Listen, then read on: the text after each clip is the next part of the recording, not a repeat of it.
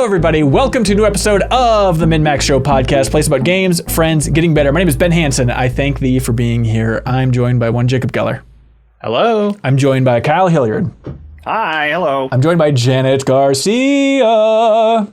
Hello. Hello. This is an exciting episode. An early episode because we want to get away from Jeff Keighley's blast radius of content coming this Friday for the big Summer Game Fest showcase. It's going to be fantastic. So hope you enjoy an early glimpse at us this week.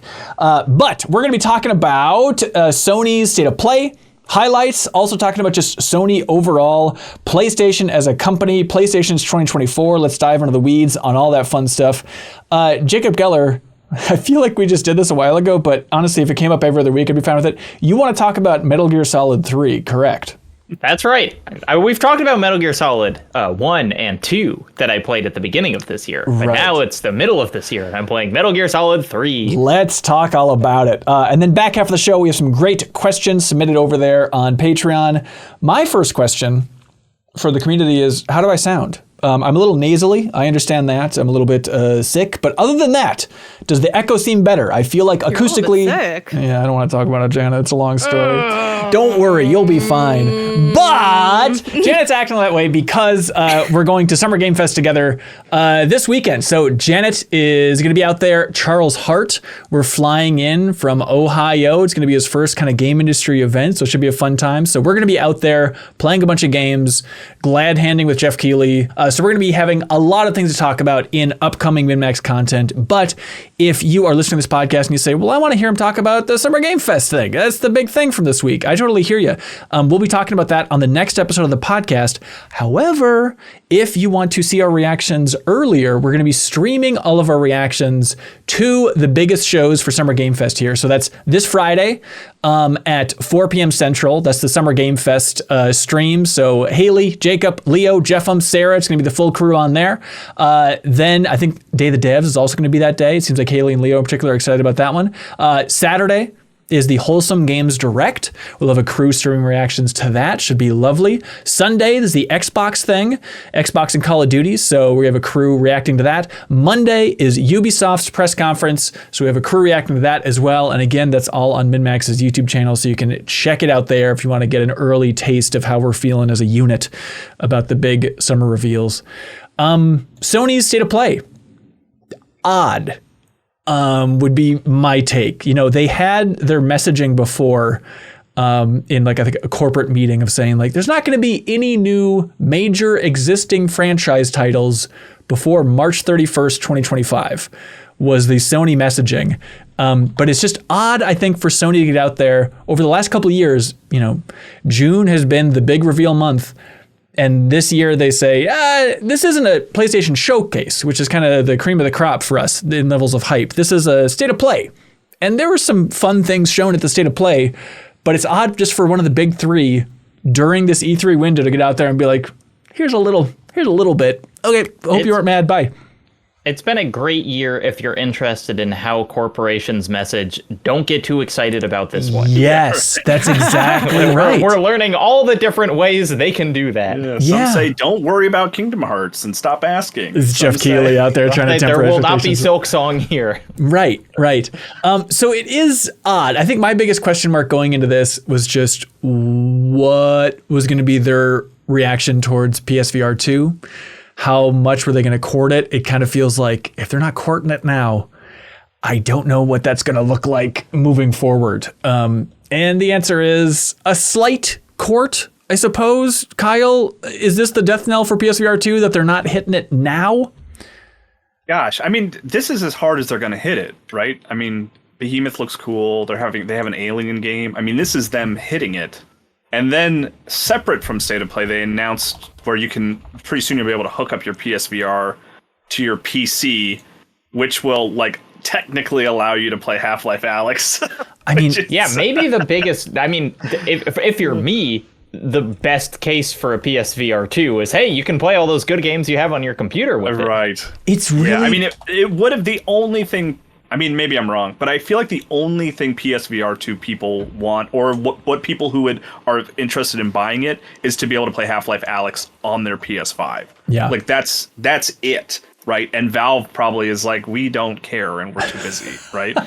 Yeah, it certainly seems that way. I think it's just fascinating from a company messaging perspective to when they announced that they're like, hey, we will have an adapter for PC. It's coming out in August, I believe, for $60. And on their like header image, it just showed Half-Life Alyx on the screen. And that just feels like it was the final nail in the coffin for like, look, this thing hasn't come to PS5, but I will you say, can kind of play it. I want to say though, I think Behemoth looks interesting. I think like the sort of thrust of that game of like giant Shadow of the Colossus creatures in VR is like a good idea. And the team has a good history. I don't know if it's going to inspire any adopters. I don't know if it's going to be a VR seller, but it looks cool. Of the VR stuff, it was the one that I was most interested in. It's like there are other VR games where you wave a sword around and like stab guys in creative ways, and this looks like a really good version of one of those. But yeah, I think it's like if you haven't been converted by those other medieval sword games, maybe the Shadow of the Colossus stuff will do it for you, but maybe not. Yeah. Daniel Duran from the community wrote in and just said, hey, can we be excited about PSVR 2 for a second? PC adapter's coming in August. I'll finally be able to play Half-Life Alyx with my headset. And it is a great headset. That is true. You know, Behemoth is getting great previews. Synapse and RE4 Remake are on my backlog for VR. I feel like it's a good woohoo time for it. Yeah, just not from first party necessarily, I suppose, is kind of the big... If you have a PC that can play Half-Life Alyx, why wouldn't you have bought a Quest? Why would you not buy a Quest, and which is cheaper and better? Yeah. You know? Well, maybe just like loyalty to like, I think PlayStation. And I don't necessarily mean that in a like an automatic pejorative sense, but I think people, you know, do have their brand preferences or like ecosystems. And I think too, there is like the idea of ease of use, because I do think at this point in the VR space, it has become a lot easier to use a VR headset, even just from like a few generations ago, where it's like, okay, like even something as simple as like how you map out a room is just like done a little bit simpler. It's a little more self-explanatory. Like I remember even just from like the first Quest or like the first PSVR needing to walk my family through it a little bit more, which they do game, you know, but it's like, okay, like just so you know, like, and then you want to adjust the eye, and you know, I think the time from like I want to put on my headset to the time to game has shortened, but even within that, I think PSVR 2 is that idea of simplicity, even if it's not necessarily significantly more simplistic to use than any other headset. I think is really the appeal point. But to bring it back to the, you know, can we be excited about PSVR 2 for a second? Look, I mean, I can pretend, like I can pretend, like, because at the end of the day, like obviously VR has its level of enthusiasts, but unless you're willing to really like go down with that ship, like it is not an appealing boat to board. And part of that is, with VR, unlike consoles, you don't just need a system seller, because it's still so new and so young in a space that's already a young space. Like you need so many games that like, oh my gosh, like the noise is overwhelming me, like to go and get it, because, you know, with like a PS6, for instance, the buy-in is the history. You're like, oh, well, I liked PS5, I liked PS4. It doesn't necessarily need to have like a lot of titles to be a compelling device for people to purchase. But VR is so much this other thing, this like ancillary item, that outside of people that will buy it no matter what, like you do need hey, this is why you should pay attention. This is why you should deal with the extra steps. This is why like this space is interesting and a worthwhile investment too. So like not only does PSVR 2 have a steeper hill to climb, they're like not as good at climbing it. So I think that's really the reason that so often these conversations have that negative feeling about it, is because that's sort of they have a harder task than other consoles do, and they're not doing well at that task either. So it's kind of like a double negative. Yeah, I mean, I think if you have never owned a VR system, it's actually not a hard sell to be like, should I jump into VR? Because there are a lot of good games that have come out over the past, at this point, 10 years that you could go back and play. I don't actually know how many of those are on the PlayStation Store specifically, but like at this point, if you're looking to play killer apps in VR, you've got, I would argue, more exclusives than the PlayStation 5 console has to play with them. Sure. The problem is, I feel like the VR space is just selling increasingly good headsets to the same audiences of people, which includes me. And like, that is a rapidly kind of diminishing thing, because I keep seeing, I mean, it's like the PS VR 2, of which I have Ben's in my garage, seems like a great piece of technology, but it is not,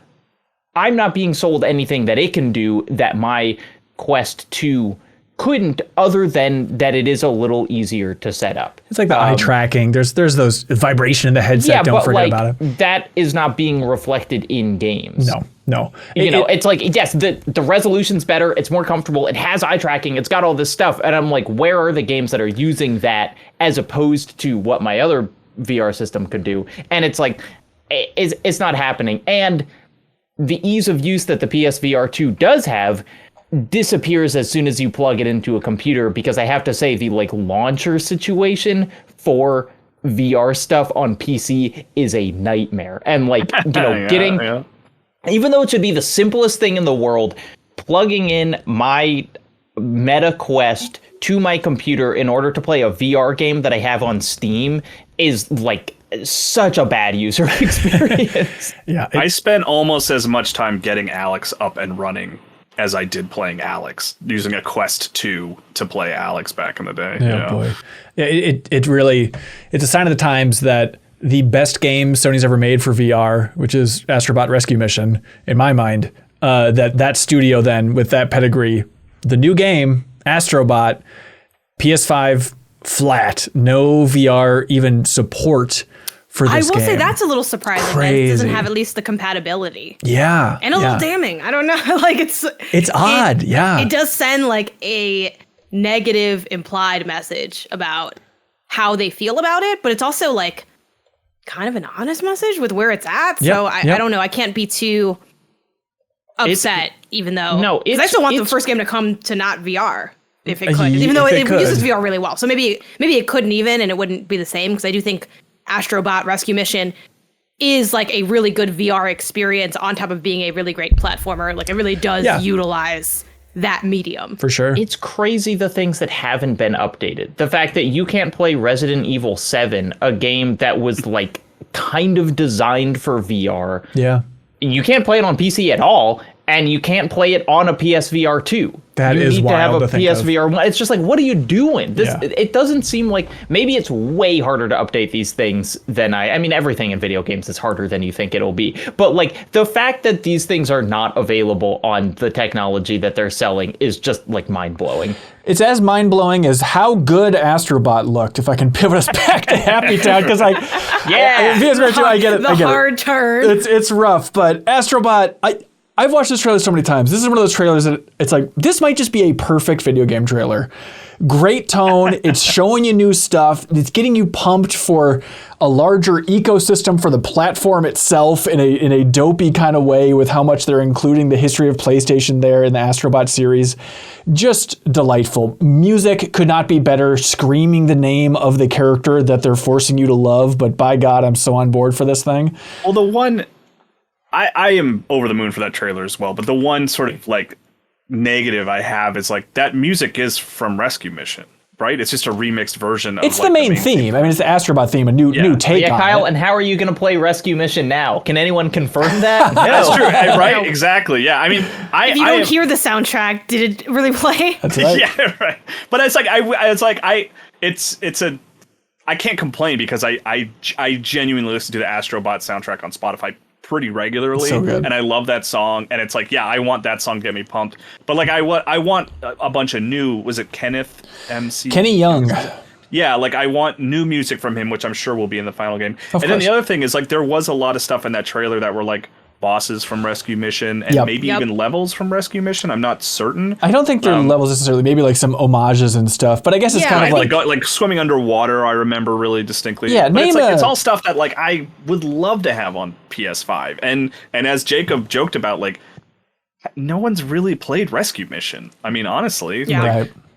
Yeah, it's so, I mean, name a platformer that doesn't recycle some bosses. You got to have your classics. Okay, I guess the big ape boss now is going to be an iconic Astro Bot boss. And he'll have new abilities it'll feel new. That's the thing. So they said on the PlayStation blog, Kyle, you can explore 6 galaxies and over 80 levels. Yeah. Including, Kyle, there's over 15 new abilities in Astro Bot. So it's not just like a remixed version of Rescue Mission. I will say, though, like, as someone, and I already know, like, Kyle, we're just, like, buried in, like, 80 comments now, but I can't believe you hate Astro Bot. Like, whatever. I love Astro Bot. Before you type, I can't believe you hate Astro Bot. I'm one of the few. We do not hate Astro Bot. We both played the first game. But I do think, I don't know. I think that also speaks a little bit to like the platformer stan in us, Kyle, because I had the same thought where like you could have put nothing on that screen and I would have been like, Astro, let's go. Like it is, not only is it an incredible video game, it is an incredible platformer, and I love platformers. And the 3D platformer is very much a like dried out, just barren genre. What's the last high budget That's the 3D thing. platformer that was not a Mario game? Or Nintendo exactly. game? So like I'm out here playing Clive and Wrench. Like I'm going down with that ship. Like I'm there with like the PSVR 2 people where you're getting into your ship. But at least I know my ship's going down and I'm not like, why don't people care about platform? Like it's over. I don't know why. It's done, right? Sackboy maybe. Yep, Sackboy Big Adventure is a good call. That wasn't that long ago. As well. Yep. But yeah, I did have that feeling as well of it had like almost a little too much familiarity to some stuff. But again, they have so much new stuff that's happening in this as well. Like the big and I'm sponge. sure you're the same way, Kyle. I don't think you're worried about it, but I agree that I had that same reaction to the trailer as well. We saw the big sponge, right? We saw when he turned into the giant Astro Bot. Curbification, which I know like people are gonna say, this is the curbification of Astro, but you have to realize that in almost every platformer there is some level of curbification because Yoshi is also basically Kirby, and Mario is also basically Kirby with the power up. Like it all comes back to like and Kirby can be basically Mario if it follows him. There's like huge, I think, in terms of like design themes, like transformation is like a huge just design theme of that genre. So I don't think it's necessarily like, they're trying to make it like Kirby. It's just like, I don't know, it's fun to become other things and hang glide and stuff. In terms of like newer stuff that they're focusing on in this trailer, the only thing that kind of gave me pause is like, all right, if I'm looking at what they're telling me, there's a lot of flying in this game.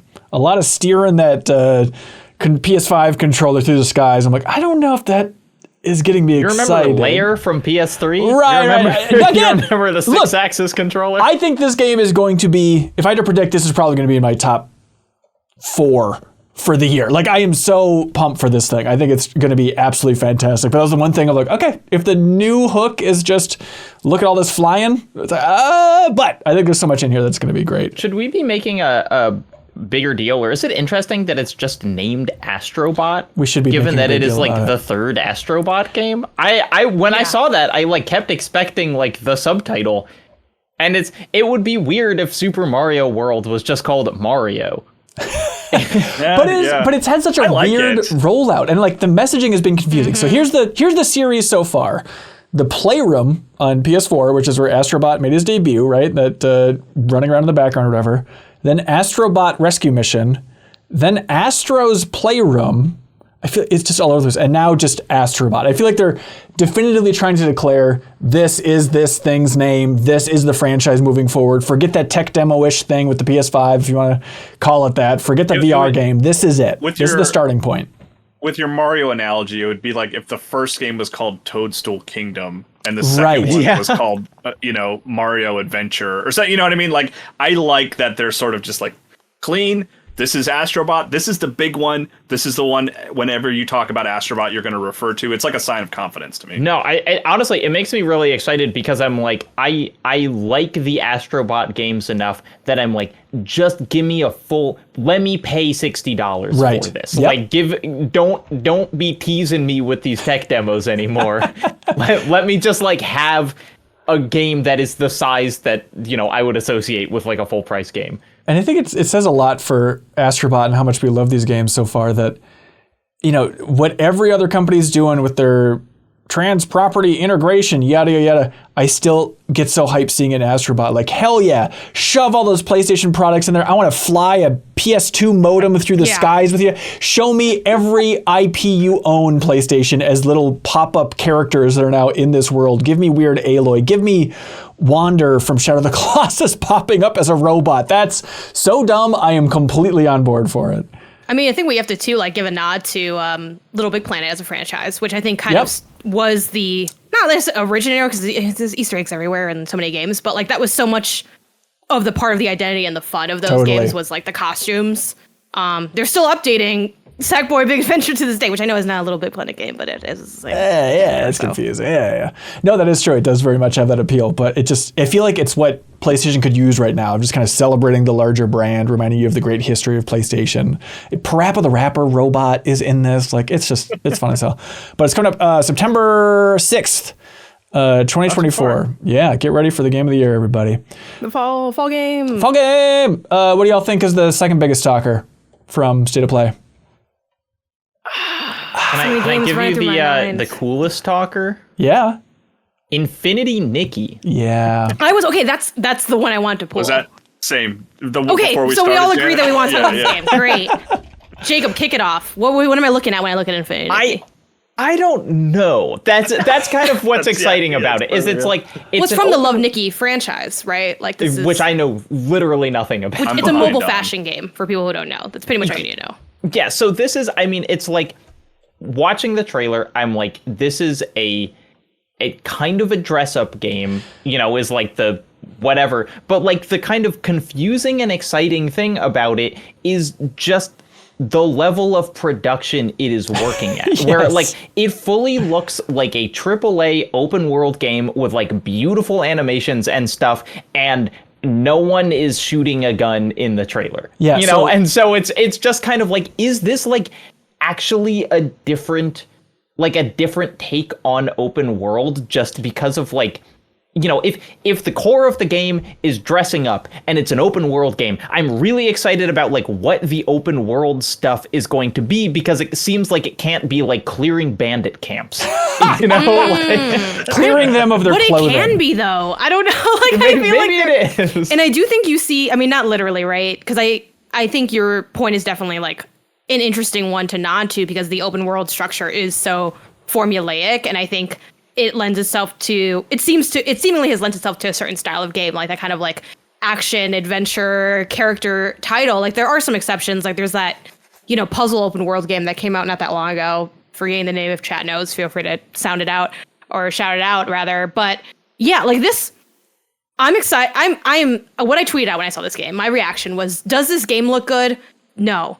Am I interested? Absolutely. Because and the part of it that looks a little funky to me is more of a movement thing. Like the way the character moves gives me a little bit of pause from this trailer. But what really drew me to it is just everything they're showing off, right?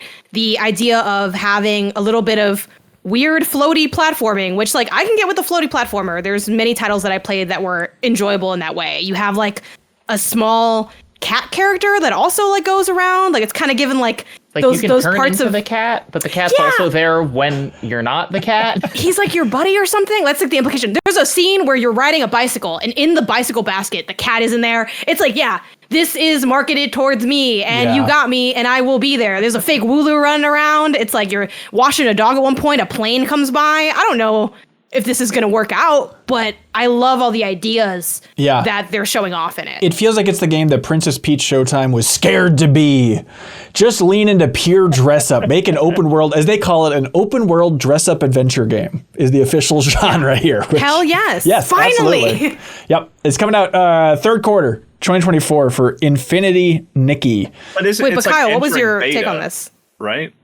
Oh, is that what it was? I think so, yeah. Okay. I don't understand then that, like, I'm like, is it an MMO? Like, what is beta? I think it is going to, well, because if you think of Love Nikki, which I tried to play Love Nikki, I'm sorry, I know there's a lot of Love Nikki stands out there. I just couldn't really get into the flow of it. I think it also maybe has some of those mobile game problems of like the grind of it. The vibe I got from it is kind of like the approach they had to Disney Dreamlight Valley, which also technically entered more of an early access-y stage where it has like the slow rollout of adding content and sort of trying to like build that ongoing gameness, which I think that's a funny undertone to this. Like while this State of Play like wasn't holistically good, like, you know, it didn't have like a lot to pop.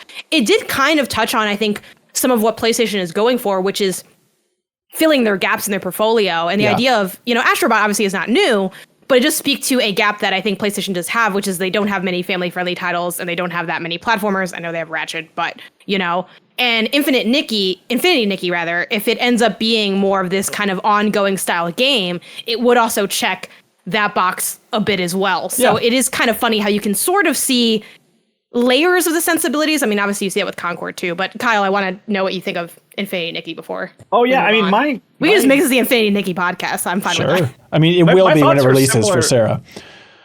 My thoughts are similar to what you guys are both saying, in that, like, I look at that game and I'm like, it's entirely possible that, like, I won't enjoy that game, or it's just not for me. Like, if it's just a more if it's a cozy game that's very casual, like, I don't know if it's going to appeal to me. But, like, I look at that footage and I'm like, what is this? There's no world where I don't at least try this thing and see what it is. Yeah. You know? Yep, for sure. So it kicked it off. It seemed like this is the big time for Sony to push Concord, to introduce Concord to everybody. We had a teaser trailer of this before, and now this is kind of the gameplay reveal. This is a 5v5 shooter. Jacob, of course, it takes place in the Concord galaxy.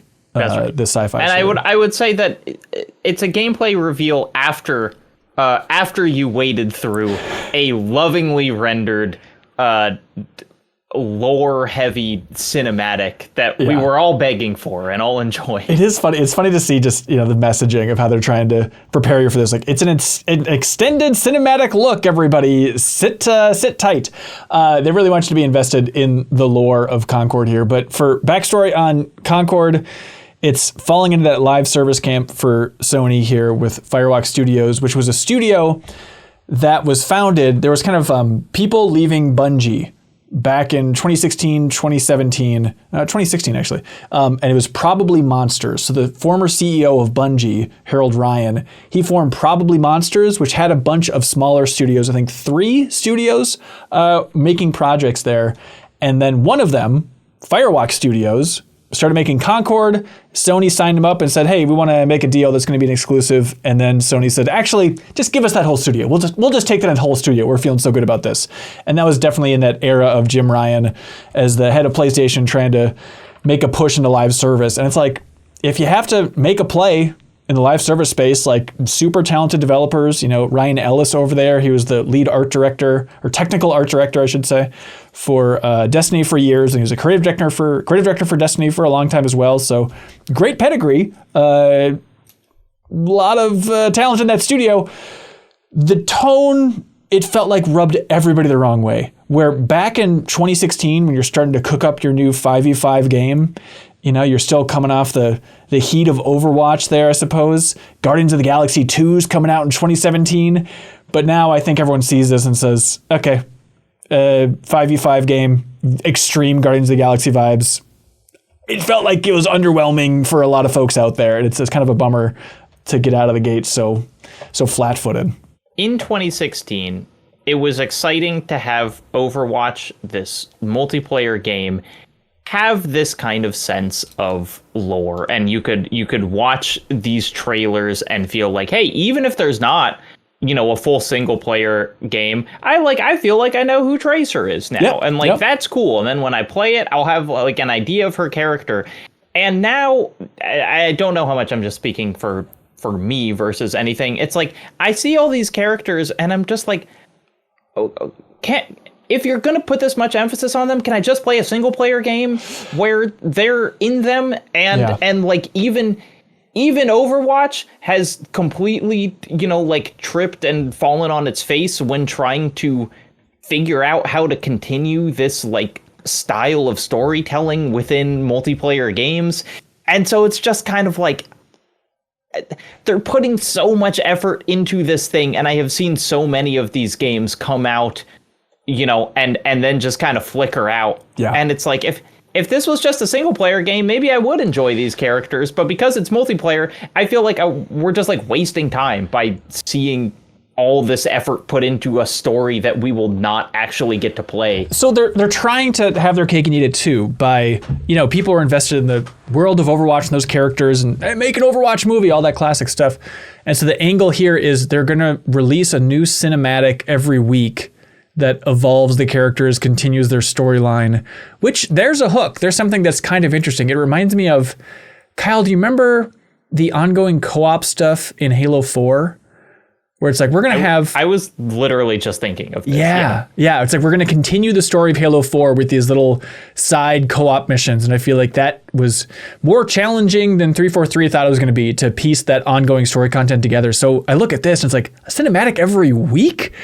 That seems very tough to pull off, but an interesting way to try to keep us engaged. But I just think of like the night and day reception for if this game had a 7-hour campaign that was just a single player thing. I feel like that Sony audience would be so ready for it. We had somebody writing in last week for the podcast, like, where are all the first person shooters from Sony? Because is it Killzone Shadowfall back in 2013? Was that the last Sony first person shooter? Like, it's been a long time.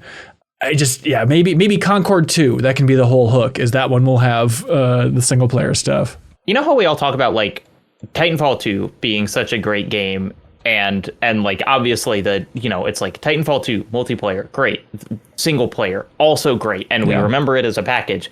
Titanfall 1's multiplayer was almost as good as Titanfall 2. Interesting. And no one ever talks about Titanfall 1. Yeah, I think that's fair. So Firewalk Studios, it's 150 people. So not a huge team. Maybe they could ramp up in the future and create something ambitious and single player, but we'll see. I think, in the back of my mind, when I see this push from Sony into live service, this is kind of a worst case scenario, but I just keep remember Destruction All-Stars?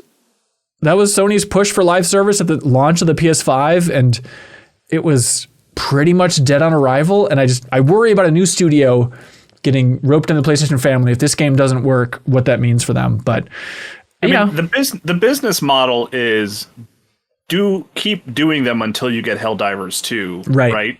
And then just lock that in, and that helps that helps Sony as a whole. Yeah. But like every one of those individual studios suffers as a result, right? Because they have to sort of work on these projects that don't go anywhere. I guess so. No wording about the payment model for Concord here. They say that, it'll launch with 16 distinct free gunners who are the characters. And then they say free post-launch updates will introduce new playable free gunners, maps, modes, cinematic vignettes, and more.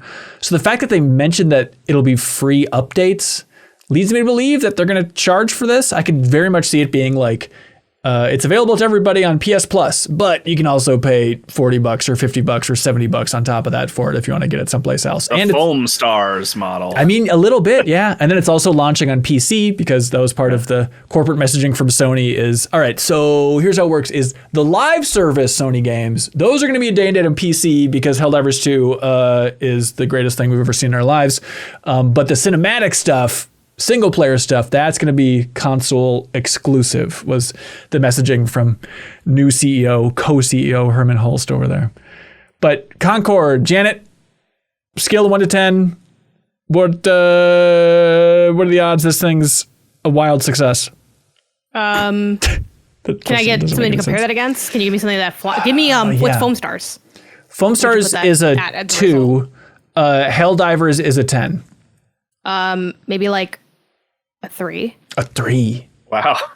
I feel like people really didn't like Foam Stars. Like, people really hated folks. I'm like, I think it's a little bit higher than that in that sense, because like Foam Stars did really badly. Yeah. It's kind of shocking, honestly, because it's like, the game's not. Is the game? Well, I didn't play the full build. Yeah. I'm like, is it really that bad? But again, this is not my wheelhouse. I was never going to be the market for this, even if it was good. And people seem not that excited I had a about moment watching that Concord trailer where it was like, as soon as like it was clear the trailer was like spending time with individual characters, right? Like as soon as it was clear that this is a group and everyone's going to get a moment to shine, I was like, well, this one's not for me. Like I was like, this is some multiplayer thing. But if it was just Hamar, you'd be completely on board.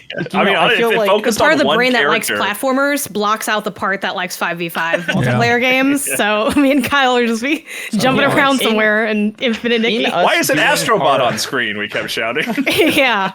They're like, oh, Grandpa's going off again.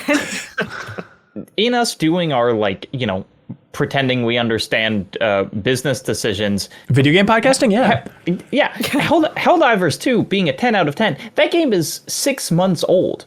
We still have no idea if Helldivers is actually going to be a Destiny or a Fortnite, you know, like the only games that have like actually kept their success rolling for multiple years. Like I would love for it to be, but like I'm really curious a year from now, like what does the Helldivers 2 player base look like? Is it, you know, as hot? Is it even like, you know, 50% as hot as it is now? Yeah. I don't know. Does it need to be? It's a good question. So this thing, Concord's coming out August 23rd, 2024. I think it's going to have like a Starhawk level of success for Sony here. Of like, it'll have its fans screaming for years about Concord. But that was the biggie of the whole thing. Is there going to be anything else anybody wants to talk about from the show? Made an impact? Does anyone know anything about Silent Hill? People seem upset, maybe? I don't know what's going on. I don't play Silent Hill. Yeah. Is this one bad? I don't know what. But then there's an old one where they're like, don't play it here because, like, it seems like there's a lot of, it seems like a stressful thing to like. So yes, that's exactly right. On multiple levels. I love Silent Hill 2. I love that game. I played it originally when it came out. I'm excited for the remake, and it's for that reason is there is no good contemporary way to play Silent Hill 2. Okay. The best way to play it is to you can't even purchase it, but like to get a, you know, torrent the PC version and then use a bunch of mods to improve it. Like that's the best. That's like the only way to realistically play that game. But that is Silent Hill 2. And the stuff that people are getting upset about is very granular thematic things that I can't really speak to. Because I'm not that sort of obsessive about that game. I played it shortly after it came out and really enjoyed it, and then I dabbled with it here and there. But so I don't really get so obsessive about every little detail. But I understand the people who do feel that way about that game, and I guess I can understand to a degree why they're getting upset about certain things. But that is a game where I'm just like I'm just ready to play it. It's not too far off. I'm excited to see more footage of it. It looks cool. I like I said, I love Silent Hill 2, and I'm excited to revisit it. Yeah. It seems like Konami could just win so much good faith by being like, finally, here's a good original Silent Hill 2 port. You know, like we've got a remake coming out too. Now you can play the old game. Put it in as a pre-order bonus. I don't know, but it's just like it feels like a lot of the antagonism also just stems from we cannot play the original game. Yeah. And it's a bummer. I know it's complicated and it's never this easy, but I wish they could just work with the group that has been remastering it as fans. It's called, I forget what they called it. It's like Silent Hill 2 Enhanced Edition. And it's like, I played that recently and it's really good. I played it like 2 or 3 years ago and it's great. And like, like I said, I know it's not that easy, but I wish Konami could just be like, hey, we'll like give you a portion of those sales. We'll pay you guys for the work you've done so we can sell this. I mean, that's the perfect world scenario that I just don't even know how that works. But yeah. Enhanced Edition, I think it's called. Just to be clear. Yeah, Silent Hill 2 is going out October 8th, 2024. The other big talker, and Kelsey Lewin isn't on to rant and rave about it, but Monster Hunter Wilds is like one of those games. It got a big gameplay trailer here showing off more everything going on there. It's going to sell 1 gazillion copies and be a super good game in 2025 when it comes out. But, it didn't have a huge impact on people who like, I think all of us are in this same camp of like, we like Monster Hunter World, but we're not like poring over the details of everything from Monster Hunter Wild so far. It seemed like that trailer was showing off a lot of specific gameplay stuff that if I was a Monster Hunter diehard, I would be like, oh, you can do this now? But like, it's been long enough since I've played a Monster Hunter that I couldn't really remember like what was new and what was old. Yeah, but it looks great. I think it's going to be an awesome game when it finally comes out there. One thing I wanted to mention, and this isn't the greatest metric because the internet is weird, but what I'm getting at is of all the stories Game Informer wrote that day, Ballad of Antara, which is the free-to-play action game where you are like carrying a kid on your back, was our most trafficked story. Really? That is interesting. And like I said, it's not the best metric because it's like, even though the excitement was for Astro Bot, like our story didn't necessarily get picked up by Google, right? So if people are Googling Astro Bot, they go to IGN or whatever. But I thought that was really interesting that Ballad of Antara was like far and away like our most trafficked story. And I mean, it looks interesting. I'm a little turned off by the free to play of it, but like, it looks cool. Yeah, From Software, free to play. Not actually From Software, but inspired by From Software here for this thing, which a lot of games are now. I think it's just a good hook of like you're carrying a kid. You know, like it's interesting. Finally, Kyle can relate to these protagonists in a Souls-like game. But we've always walked with them. Why haven't I been able to pick them up? Exactly. That's Ballad, Antara. Also, in terms of games that are probably going to be big for a certain group, Dynasty Warriors Origins, like, smart. Oh, right. Happy to have that back. That's cool. Yeah, looks cool. Looks good. Yep, totally. All right, Jacob, how you feeling about the state of Sony? Based on this. Not great. Yeah. I mean, I don't think they're in danger, but like Sony has really staked its brand now on games, you know, huge expensive games that are like the best looking things you've ever seen. And there weren't really many of those at this show. Yes. And so it's like, I don't think any of these games, I don't think there were any like real duds in here. I think a lot of them look really interesting, but like for the Sony brand, it kind of seems like they've backed themselves into a corner where they need to be announcing some kind of like God of War or something. And because they didn't have one of those, then it felt a little disappointing. So their official corporate messaging, which is fascinating to hear them talk about it with investors, is they're breaking down PlayStation's games into 3 different categories. Tentpole, which are existing hit franchises, new IP with high ambition from studios with proven track record of quality and success. It's kind of the equivalent of when Microsoft talks about high impact titles. I think that's kind of the same thing from different companies here. Then transformational games, which are primarily live service games with ongoing content that differentiate through IP, themes, or gameplay, such as Helldivers 2. And then experimental games, which is they showcase innovation, unlock new audiences, target new genres, high potential games with discipline on scope and budget.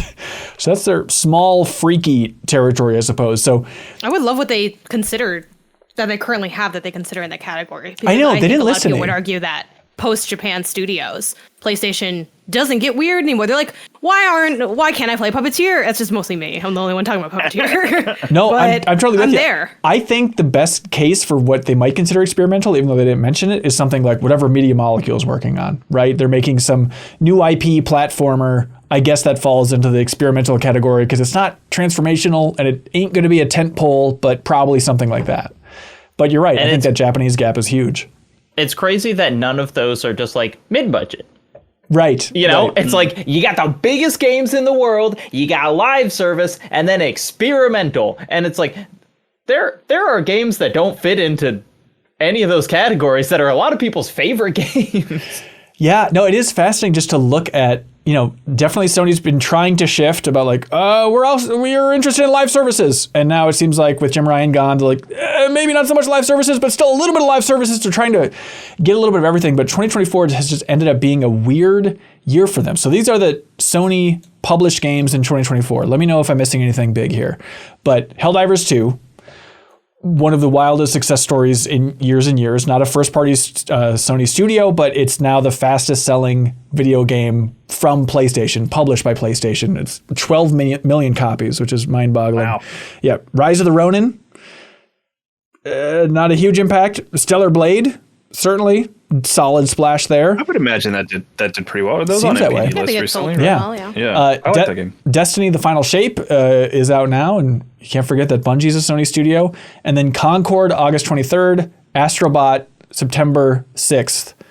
And that's kind of Sony's 2024. Exactly, Ben, you named several games. So obviously they're putting out a lot of great stuff. Like, it's clearly, if I can name a game that doesn't suck, that I can play on PlayStation, you can't say it's a bad year for PlayStation. No, anyway, that's just it's weird. A little...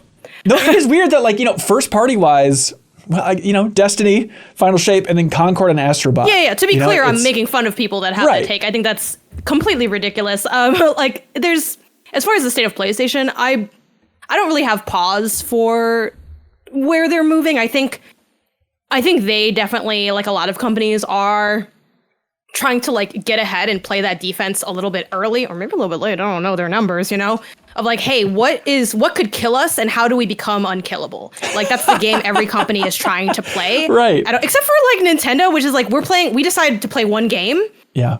they're like, we're going to skate to one song only, controversy noted. Nintendo is the most unkillable. Yeah, they basically... Microsoft and Sony are both going down. Yes, and they're, obviously very committed to what they're doing. And they're like, we are on this path, and we are like, they've had their hardships, and they've come back with like the greatest thing out, they have ebbed and flowed and will continue to flow probably forever, which is great because I love Nintendo's products. But as far as like PlayStation, I think they are, thinking of where are we lacking? And I think to the big budget thing that Jacob brings up, a lot of people are at least announcing that that pressure. I don't know how much it's numerically felt, but that pressure of, oh my God, games are really, really expensive to make and also take a long time, especially too, like we sort of have reached this pinnacle of everything where like everything is kind of like maxed out. Like we're spending a lot of money and we're also trying not to like have really bad crunch culture. So it's like, well, we don't work as if we can't wring these people out, like how are we gonna get these games made? Like I think it's the stress that a lot of corporations are shouting, like, oh, so I can't exploit people. It's really expensive. I have to pay people to do it, and it takes you forever. Oh my God, where am I making my money back? And there sort of is that pressure that's being felt and expressed from a lot of these people in leadership. So the question is, how can I get more juice out of this orange without having more oranges? And the answer is like things like live service. The answer is like pushing into PC, which on the Xbox side of things, like that's one of the reasons why Xbox is saying like, hey, what if we like sold these games other places? Like I don't do this thing. Like how much money do we spend on that acquisition? Oh my God, like what are you charging for Game Pass? I don't think like people are running around trying to get more money out of kind of existing ideas and approaches. I think as far as this year for PlayStation, I said at the jump of this year and throughout the year, this is a down year for PlayStation. Yeah. Doesn't mean there are not great games to play on PlayStation. Doesn't mean there are not, I know Jeff Keighley like had stated to somebody that like, this is kind of like a down year for games, and everyone's like, taking that and running with it, of course, because if just as anything, that's going to be news. But frankly, like that's true. Like that's always going to be true. I feel like people get really up in arms about the idea of it's all good all the time because like we're still playing great games. Like we're always going to be playing great games. Great games are always going to exist. Even if the big three crumbled, like there's like hot indie titles coming out all the time. Like good stuff's always out there. So it's an interesting spot. You can't base your life on Twitter polls. I don't know how many times I have to tell you that, Kyle, but I did a Twitter poll just for like PS5. That's how I feel, Ben. Why don't you do a Twitter poll? But for just actually, can you do how does Kyle feel and just throw a couple options? Yeah, absolutely. You can. I want to see like what people are thinking. You can tell from his facial expressions most days. But the idea of like, hey, how are you feeling about your PS5 purchase at this point? And overwhelmingly, people are glad they bought a PS5. And also overwhelmingly, people are saying, a little disappointed by the lack of first-party PS5 games here. That's like, 14% of people are happy with the amount of first-party Sony games. 50% say they could use some more, and then 24% are saying they're disappointed. Can I give my little like my actual disappointment here? Of course. Is not the lack of exclusive games, the preponderance of cross-generational games. Like this has been my disappointment with the PS5 is I feel like I own 2 PS5 games. Yeah. And a bunch of games that are also on PS4. Yep. That it just we're hearing people talk about new consoles, and I don't actually feel like I've been able to see what my PS5 can do, because even Sony's biggest games are still being made to run on the previous generation of console. And it just like, it drives me crazy, that it just makes a console feel like nothing more than a graphics machine where I can like pump my resolution a little higher, because like, if God of War Ragnarok plays on a PS4, then like, what am I doing? I just want to see Kratos' head be a little rounder. Did you get a level of satisfaction from? Did you play Hellblade on your Xbox? No, I don't have an Xbox. I played Hellblade on my PC. Well, never mind that. I mean, that's the question: is like, were people playing Hellblade 2 on their Xbox and being like, finally, this is pushing it? I don't feel like we've really had too many of those instances with PS5, but you need a couple of those every generation. That's kind of what you're speaking to, right, Jacob? Like where you don't want it to just be about like the graphical fidelity, but about and also but, like the identity of the machine.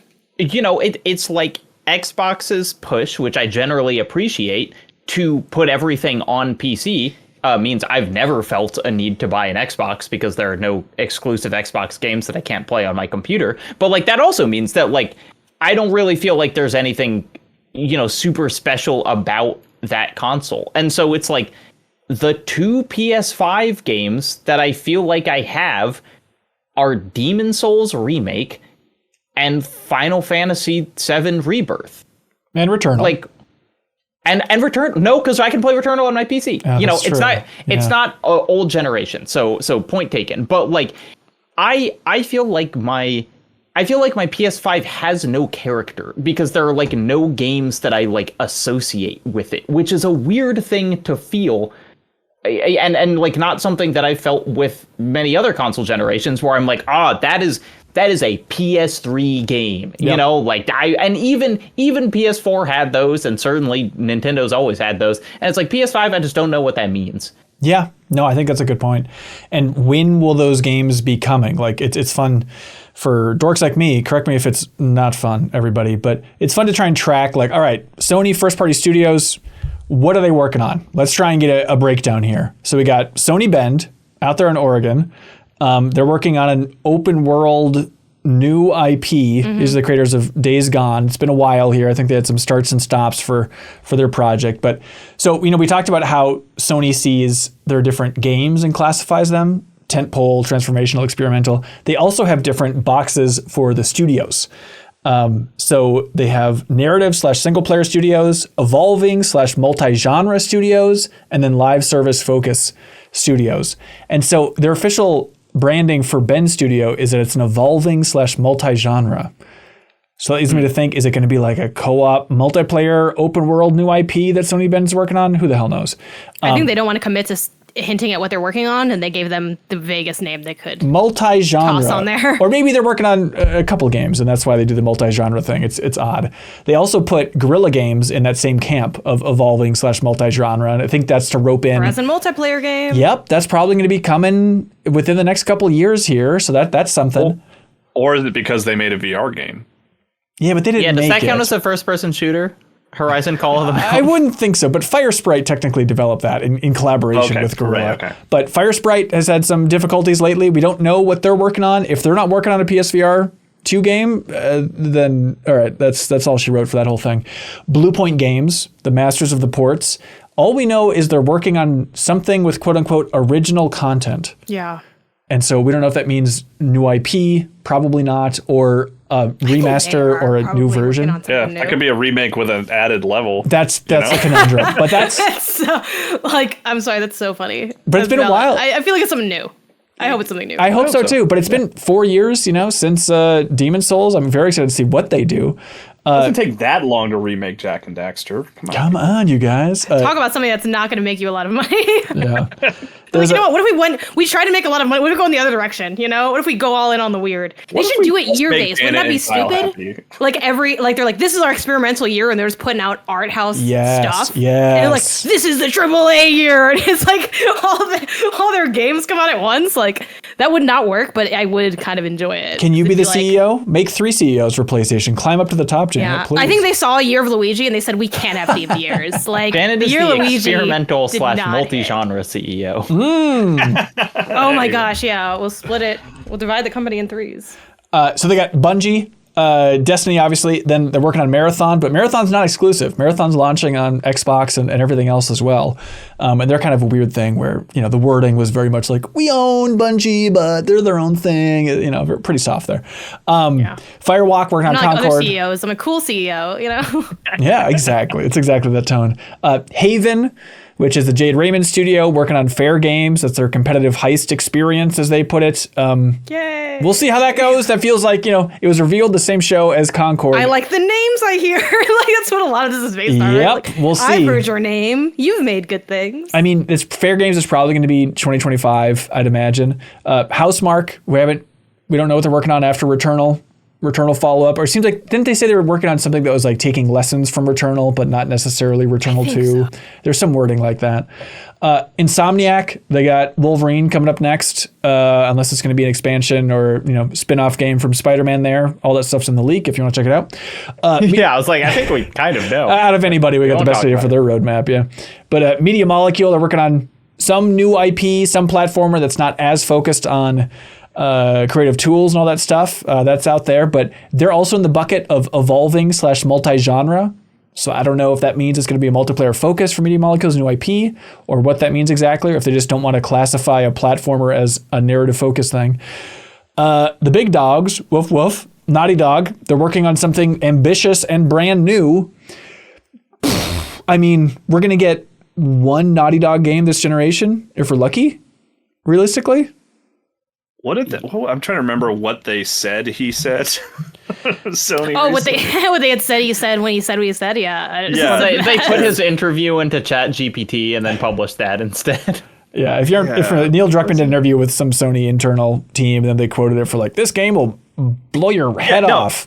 They quoted him as saying that their next game could redefine mainstream perceptions of gaming. And Neil Druckmann was like, here is literally what I sent them, which has nothing even close to that.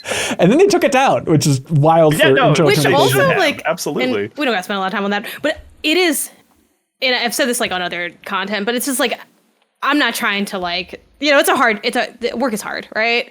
But like the fact that it's all internal, I'm like, how did like not only the internal stuff fail, but then the takedown was also like weirdly public, where it's like, why was none of this?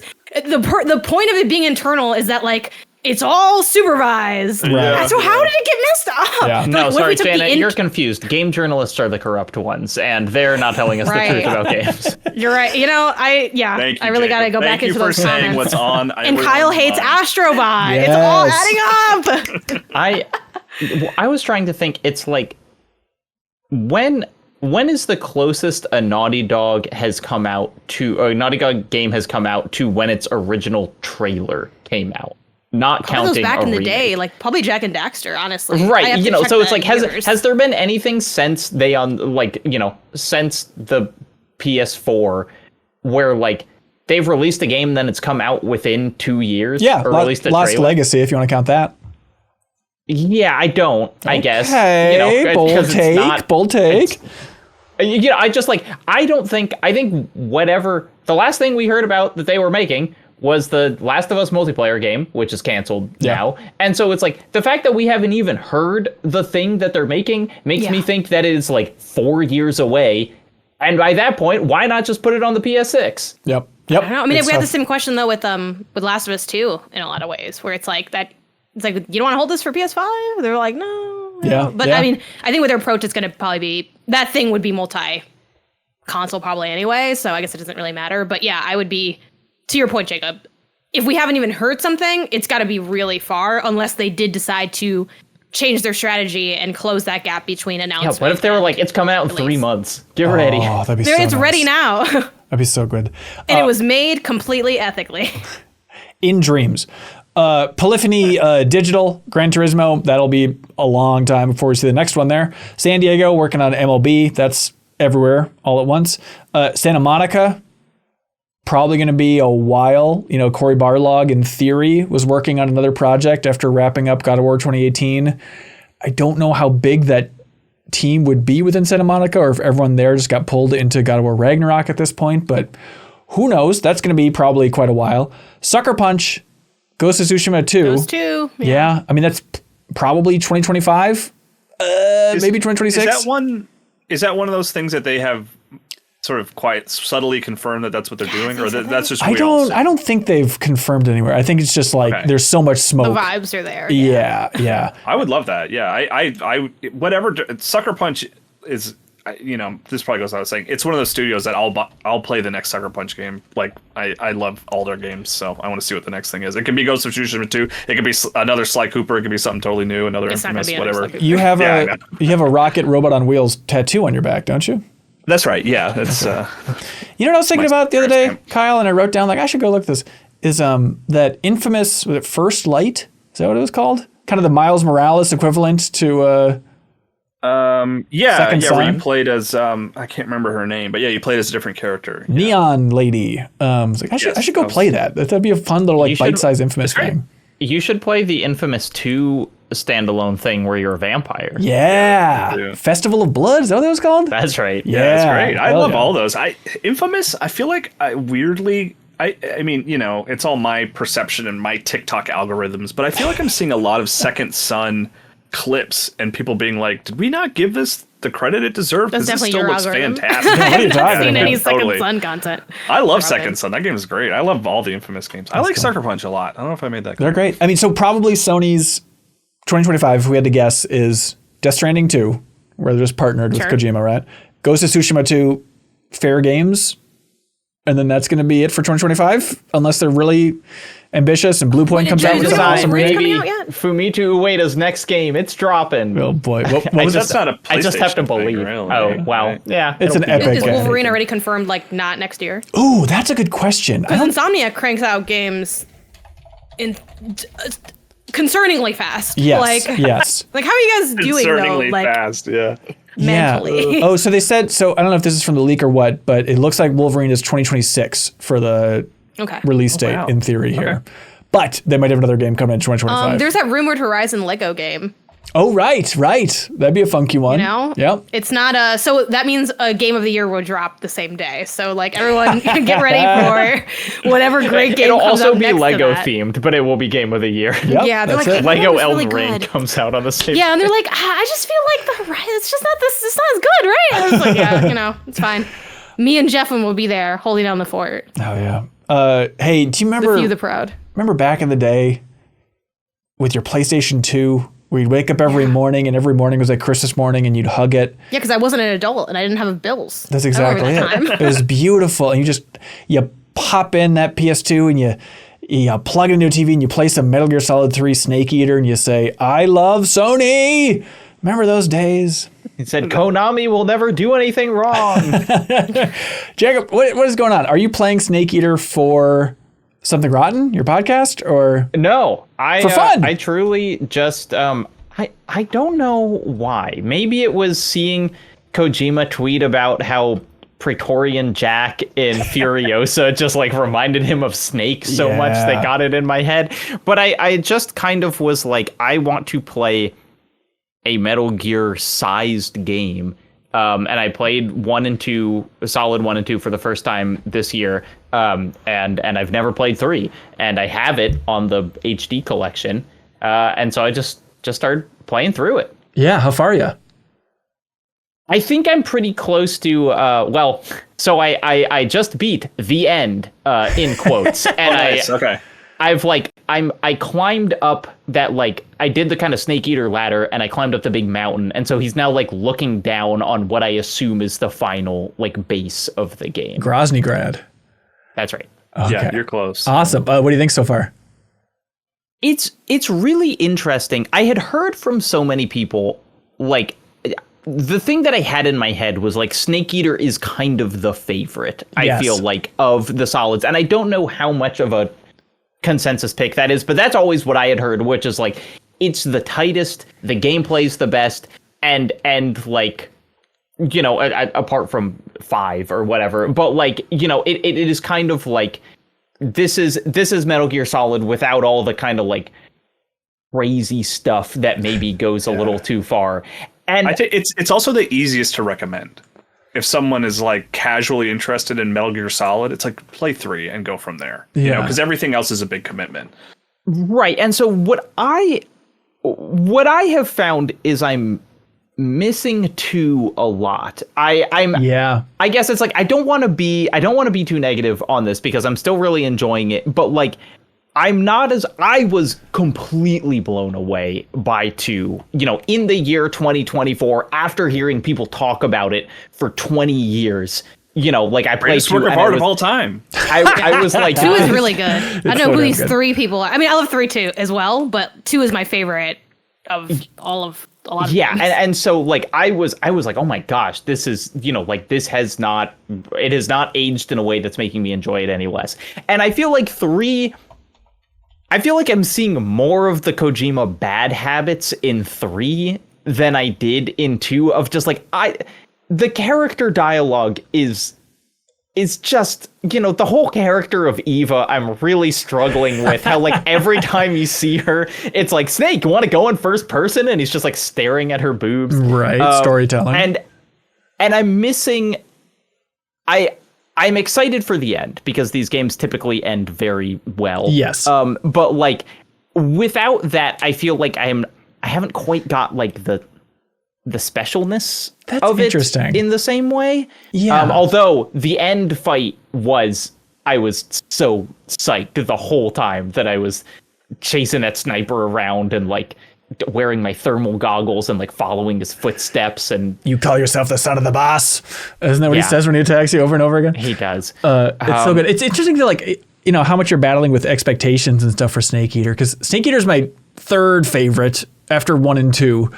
And in my mind, it's like, yeah, greatest entry point, but then also like, I think it's the best story, most cohesive story overall. But in my mind, it's like, I just remember a lot of frustrating things with the gameplay. It's a lot of picking leeches off you and stuff like that always kind of dinged it in my mind.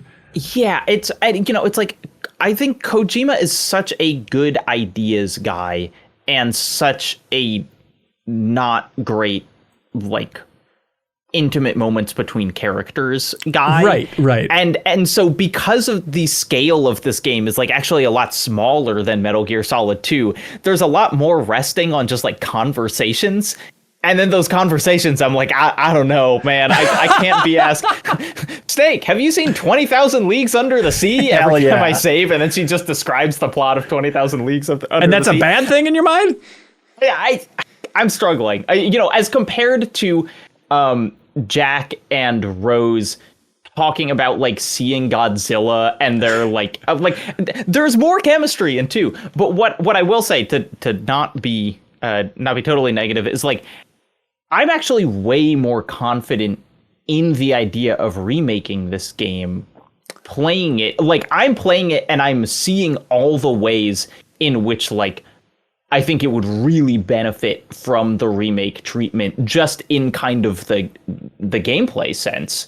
It's made me like more excited for it than I previously was. Yeah, it's so weird because like I think of like the layout, you know, because like the original pitch of this game was so exciting. Of just thinking like, oh, I'm going to just be lost in the jungle. That sounds great. And I'm still worried about the remake for just that feeling of like, hey, they're environments that look a lot more realistic, but they're still kind of clearly little level design arenas funneling you from one to the other, which I think is going to be a really weird disconnect for people. Yeah, and it's like, have they said they're keeping like the geometry I think they the have. Same? Yeah. Okay. I mean, not maybe 100%. They're probably going to make some tweaks, but like it seems like it's the same layout. Because it's like there probably won't be loading screens, right, between locations.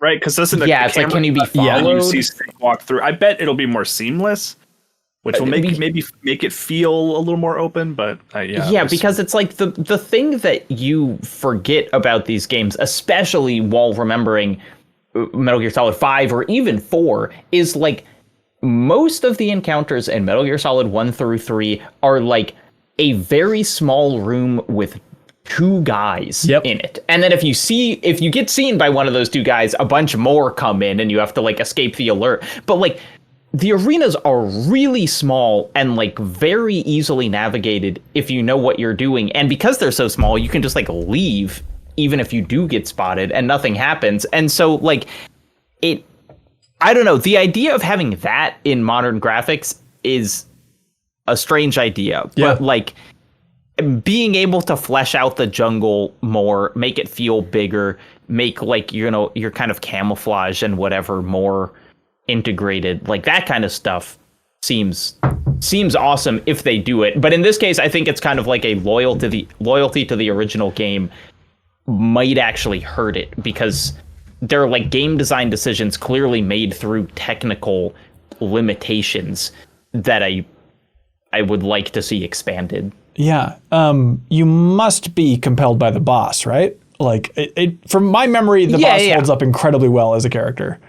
I think she's very cool. I love how she shows up and she breaks Snake's gun over and over again and throws him at stuff. Yeah, I think Jacob hasn't even gotten to the best boss stuff yet. I mean, honestly. Right. I think, you know, there are characters that are cool. There are moments that I've heard about that like work, you know. I love the ladder thing. But yeah, I think It feels like it has actually aged more than Metal Gear Solid 2, which is not what I was expecting. I think that's right. Yeah, that's a funky take. That's awesome to hear your perspective, because like 2 is like genuinely like one of my favorite things. Like, like the last couple hours of Metal Gear Solid 2 like is just this singular experience, especially when I was young, to have that, and like truly felt like I was losing my mind playing this piece of entertainment. Like, it was really cool. But my thought has always been like, well, that was a time and place, but 3 is the one that plays better and is more encapsulated. So that's the one that holds up and replays over time. But it's cool to hear that like 2 still has an impact all these years later.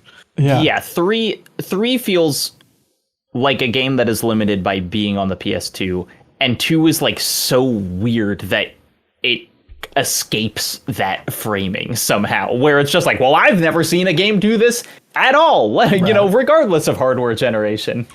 Yeah. So Zach R wrote in saying, hey, what should I do here? Should I wait? I've never played Metal Gear Solid 3. Should I wait for Metal Gear Solid Delta or play Metal Gear Solid 3 HD with the new collection? I mean, at this point, not having whatever, I kind of feel like just wait for Delta. I mean, like, I'm a kind of game. I like doing my game homework. And so like I wanted to play this before the remake came out. But like, if you're just like, what's going to be the better experience? I don't think, Delta would have to really screw up, I think, to be a worse playing experience than the original. Yeah. Also, too, you'll know that like when it comes out, like there'll be those conversations around people answering that very question. Right. So the only thing you risk is like, I could have like beaten this earlier. So if you for some reason care about that, sure. But like, wait till it comes out. If people say it's the best way to play it, then just go. And if people say, no, this is like that weird Silent Hill thing where I tried to play and they're like, don't play this one's weird. I'm like, okay, I guess I'll not play anything. The fonts to Comic Sans. Yeah, like, I don't know. I'm like, people told me to turn this off. So I just walked out. I was in that one, foggy area and I just never got past that. But yeah. Also those shots of the crocodile cap from 3. Oh, that's like that's what I remember the most about 3. Because I played those games as a kid where like, it was just a lot of like 3 was a lot of fun, but 2 like hit in such a good way. Is 3 the one that had the ape escape thing? Yep. It's a whole side mode. Yep. And after you finish the game, remember to look up Metal Gear Stupid on YouTube, which is in the bonus features. And it's just like comedic takes on the cutscenes. And they are amazing. Like, they are done by Kojima Productions, and it's almost better than the game itself. That's very funny. I think sometimes whenever I go, because I'll go back and play the first couple of hours of that game occasionally. And I can't believe that when I played that game, I didn't have camera control on the right control stick. Right. I don't know how I played the game that way. Like, I kind of liked it. I kind of liked it because it just felt more like 2. Like, I'm not one of those. Yeah, you always do the cardinal directions was sort of the idea. Right. The camera was always pointed north, but it's like, man. It's so funny that they give you directions in north, and north is just up. It's like, yeah, just go up. That's north. Yeah, there it is. I'm so glad you're playing that though, Jacob. That's fun. And we'll be talking about it more whenever that damn game comes out. Thank you to some of our bigger supporters here.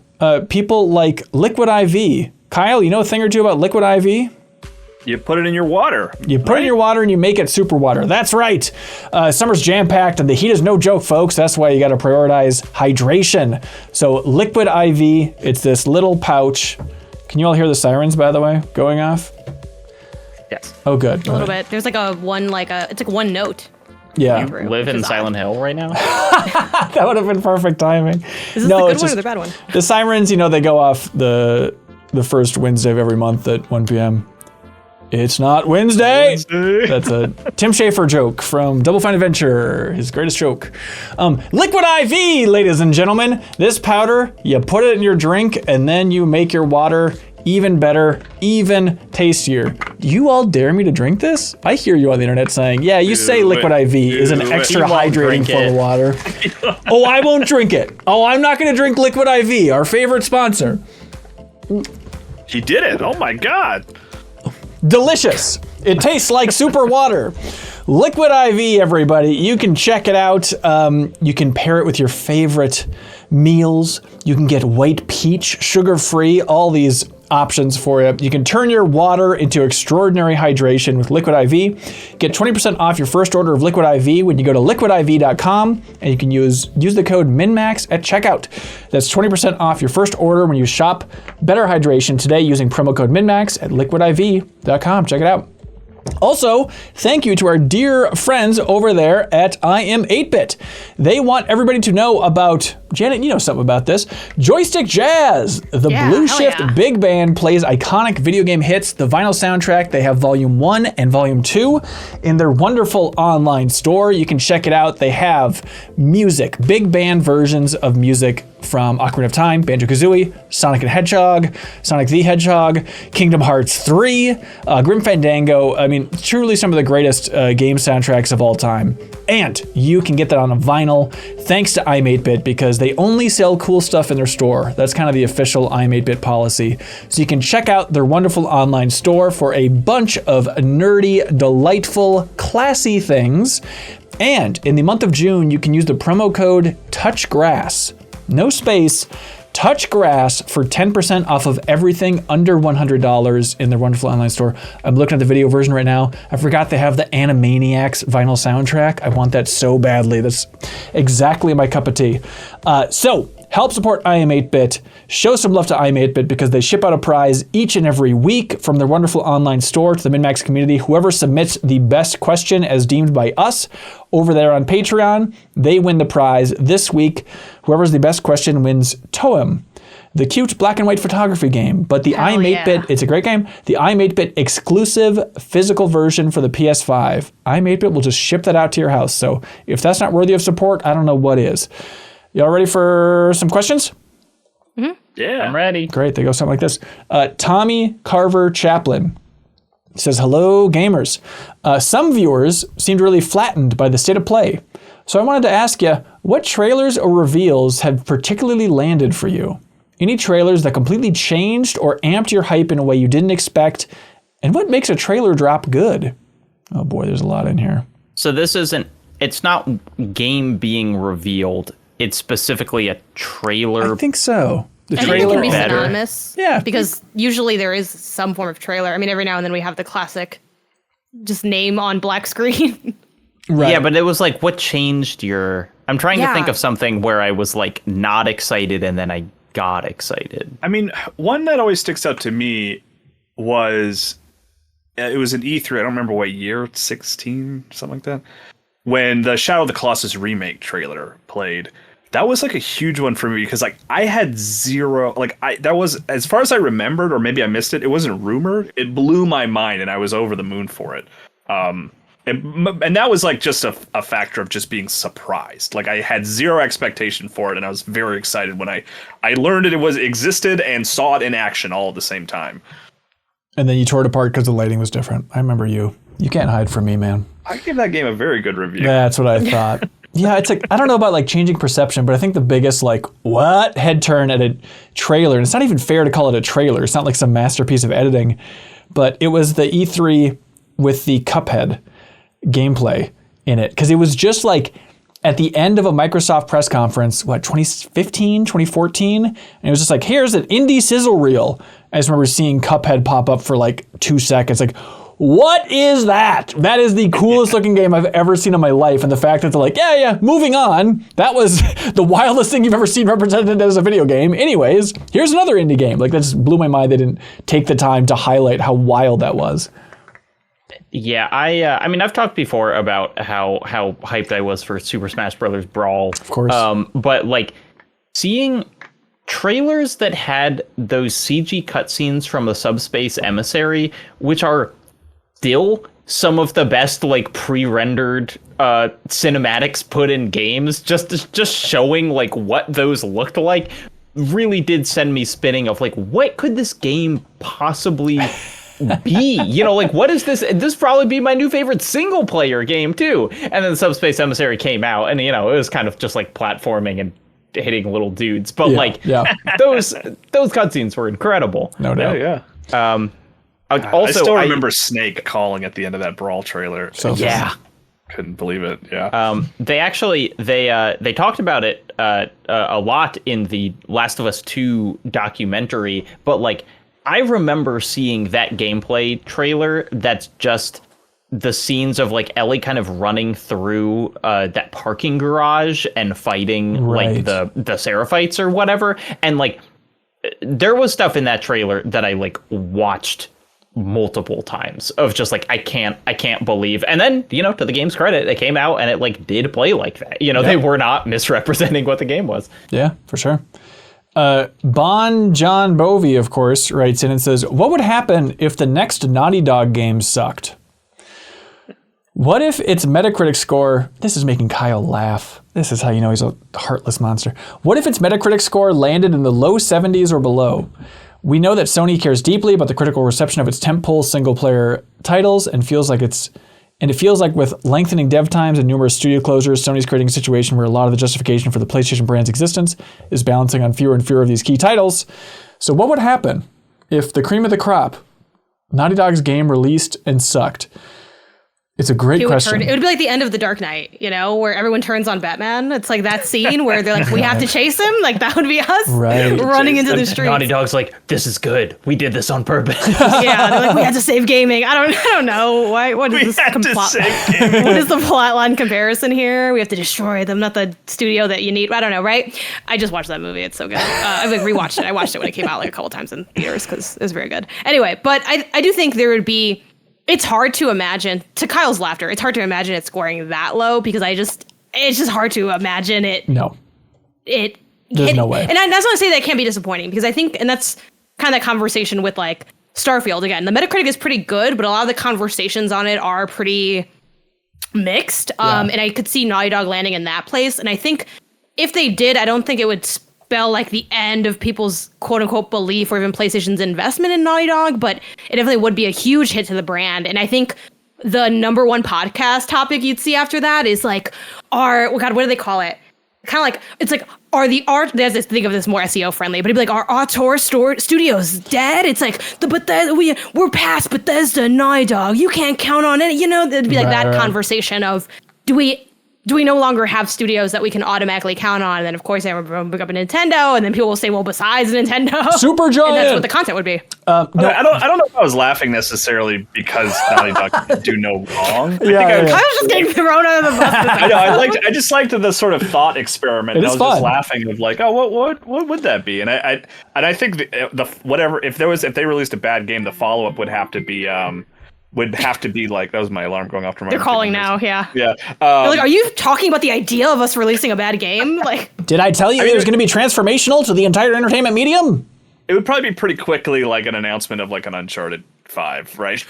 Like, you love this thing, right? We're doing that thing. During the credits for the game that sucks. Dun, dun, dun, dun, dun. It is a really interesting question of like, are games so expensive and take so long to make that like a single bad game could sink Naughty Dog as a studio? You know, like if they spent 7 years and $300 million making a game that then like did not sell well, would they just lay off 80% of their staff? You know, would it just be kind of like it's over because they can't afford to do that again with another game? But they also have Last of Us Part 3 in production in conjunction with this new IP, whatever it is. So they just probably shift people over after laying off some folks along the way. But I guess like, what if Last of Us 3 was bad? I think it would be. That's interesting. That's interesting thought experiment because it would have that.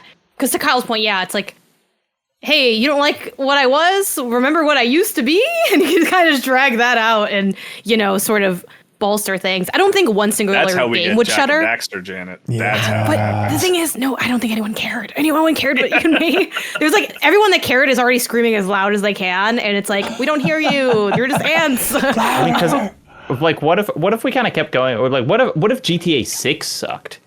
Like I feel like that would almost be a more like, damn, it sucked and it also somehow killed GTA 5's online.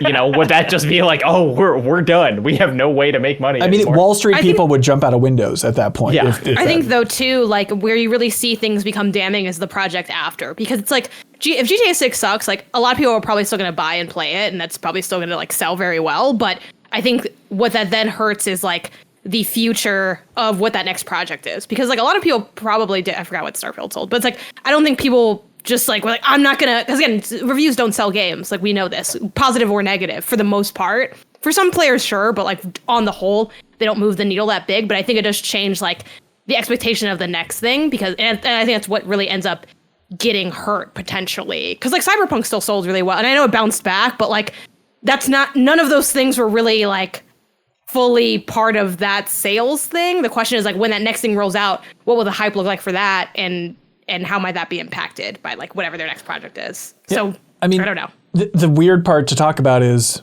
maybe they couldn't release a game that sucked. Not that games couldn't come together, but like... Yeah, but this is a thought experiment. I know, just hear it, but like the amount of like... But the internal testing that goes on, the mock reviews, I feel like Neil Druckmann in Power over there, like he'd be like, we're holding this, and Sony says, yes, sir. I mean, at the same time, like, again, mock reviews, they don't always guarantee anything. Because one, it's like, do you take the feedback? And two, we've heard of stories of, that's what we got, like, when Phil Spencer went on Kind of Funny, he's like, the mock reviews for Redfall were showing that it would be positively received. I think that was bullshit. You think it was cap? Wow, you said there was cap on this app? Wow. No, but Phil they are. Spencer, the guy that do you think people were like, this game sucks? And he's like, ship it. No, but I mean, on the flip side, Jacob, I mean, Jake Solomon, who was on this podcast, wasn't he talking about the flip of like Marvel's Midnight Suns review scores? The mock review scores were lower, and then it turns out it's like, oh no, it ended up reviewing well, just people didn't buy it. But that's a whole complicated topic. But I think of with the Naughty Dog reviews. What's that, Janet? I was like, hire me to do your mock reviews.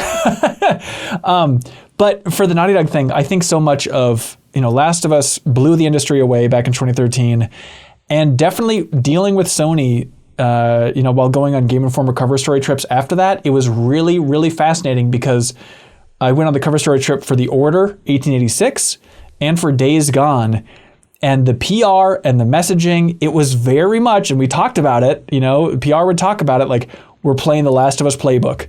Like, these are prestigious story-based games. Last of Us worked out, so we trust the auteurs at the studio. Here we go. And then The Order 1886, didn't quite land. People were confused about all these characters having multiple names, yada, yada. And then Days Gone, also, it's like, that creative director, John over there, he also wrote the entire game by himself.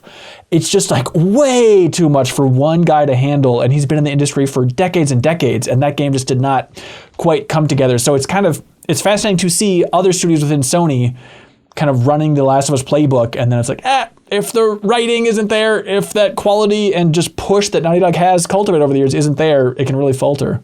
Yeah, I mean, I think that's the thing too, where a lot of people will shade PlayStation for like, it's just, the meme of like playing a PlayStation game, it's that guy with the controller and then he's holding a bucket of popcorn in the next picture, where it's like, okay, yeah, like they do have their tropes, and sure, you throw enough money into something, whatever. I know a lot of people will give a lot of flack to like those PlayStation prestige titles, but like, make it then, right? It's like, that's the thing. It's hard to make, like, those are great games. And obviously you can also debate whether or not they're great games. Everyone has different tastes and, sensibilities in terms of what they're looking for. But yeah, those are like hit titles. I mean, it's kind of the conversation we had with Spider-Man so much in like our end of the year content, where it's like, like, this is a great game though, right? Because it's like, yeah, like for any criticism I can lobby against it, like it is still doing so many things superbly.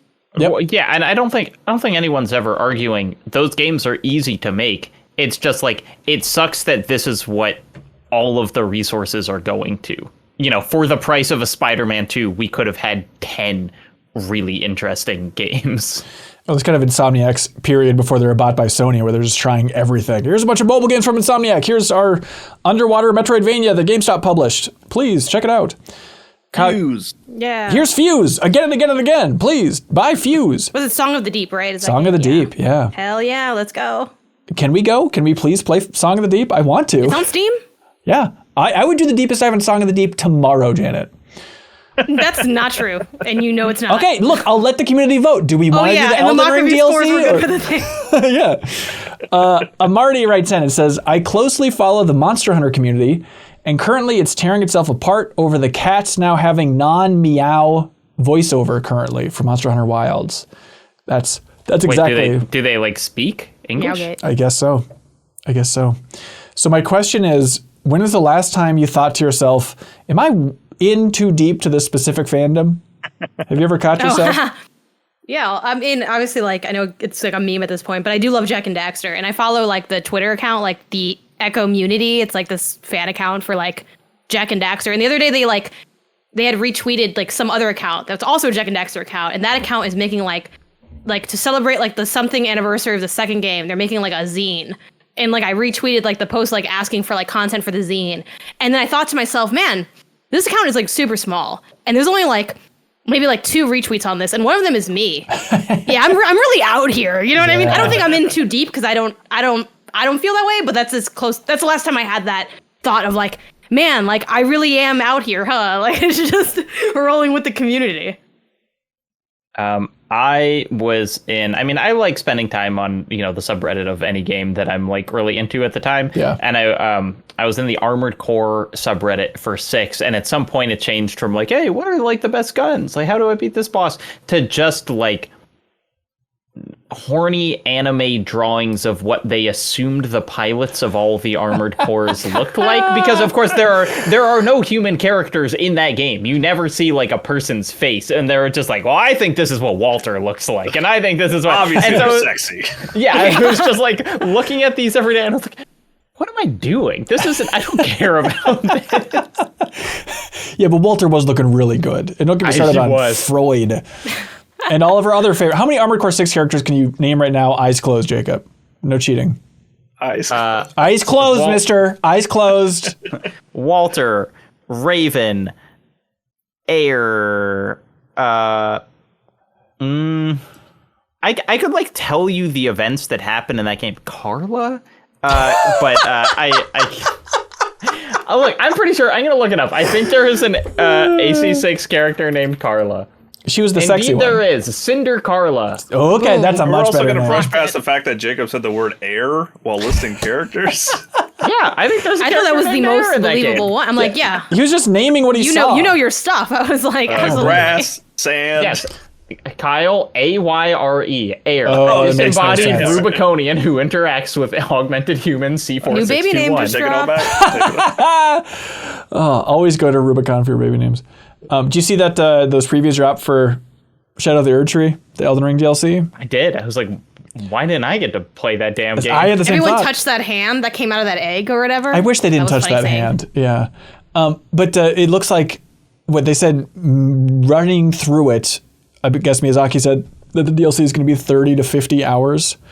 Well, I saw a lot of people saying we knew he was going to do this. When they said that the DLC was going to be the size of Limgrave, he was way underselling it. Yeah. Which is also remember, they said Elden Ring would take 40 hours to beat. Like that was the line. And it took conservatively twice that amount. Oh my God. And so yeah, all of the feedback has been like, looks great and a lot bigger than they were saying. Yeah, for sure. So Marcus has a preview of it, GameInformer.com. Marcus got to go. Marcus! It was fun to hear him talking about it because it was like every person who was there who played it had a completely different story about where they ended up and doing. And they all had like 3 hours to play, I think was what the event was. That's awesome. Mars Barrow writes in and says, hello, friends. I just finished 1000 Times Resist. And it instantly shot up to the top of my favorite games of the year, and I'm guessing it'll be really tough to beat. Stay safe, Hecky Almo. That's right. Is that something? Almo. That's something from Hair to Hair. Oh, Hair to Hair. There we go. Thank you, Mars Barrow, unprompted, for writing in about this, because boy, do we have something for you, everybody. From now until June 14th, if you support MinnMax on Patreon at even the $2 tier, we will DM you on Patreon with a Steam code for 1000 Times Resist, which is one of Jacob Geller and Kelsey Lewin's favorite games of the year. Mars Barrow as well. So you can jump in, support MinnMax on Patreon, help support independent games media, and we'll DM you a Steam code for a really, really cool game that could use some more love from this year. So it's a win-win, hopefully, for everybody here. So if you've enjoyed our content recently, jump in. We'll send you a code through June 14th. You can jump in there. But here's the catch. We have 150 codes to give away. So if you look at our total number of Patreon supporters, and if that's above 4,560, then we're out of codes. So don't expect it. But 4,560 is the cutoff for the total number of supporters we can have before we run out of codes. So you can jump in there before June 14th. Just go to that URL, jump into the $2 tier. We'd love to have you. Ricky Maru and Tyler too. They say, hey, MinnMax, has your goatee for any given year ever changed? I was looking back at previous years where my goatee at the time and my favorite game from that year are now very different. For example, my personal goatee in 2016 was Overwatch, but looking back now, it'd obviously be Inside.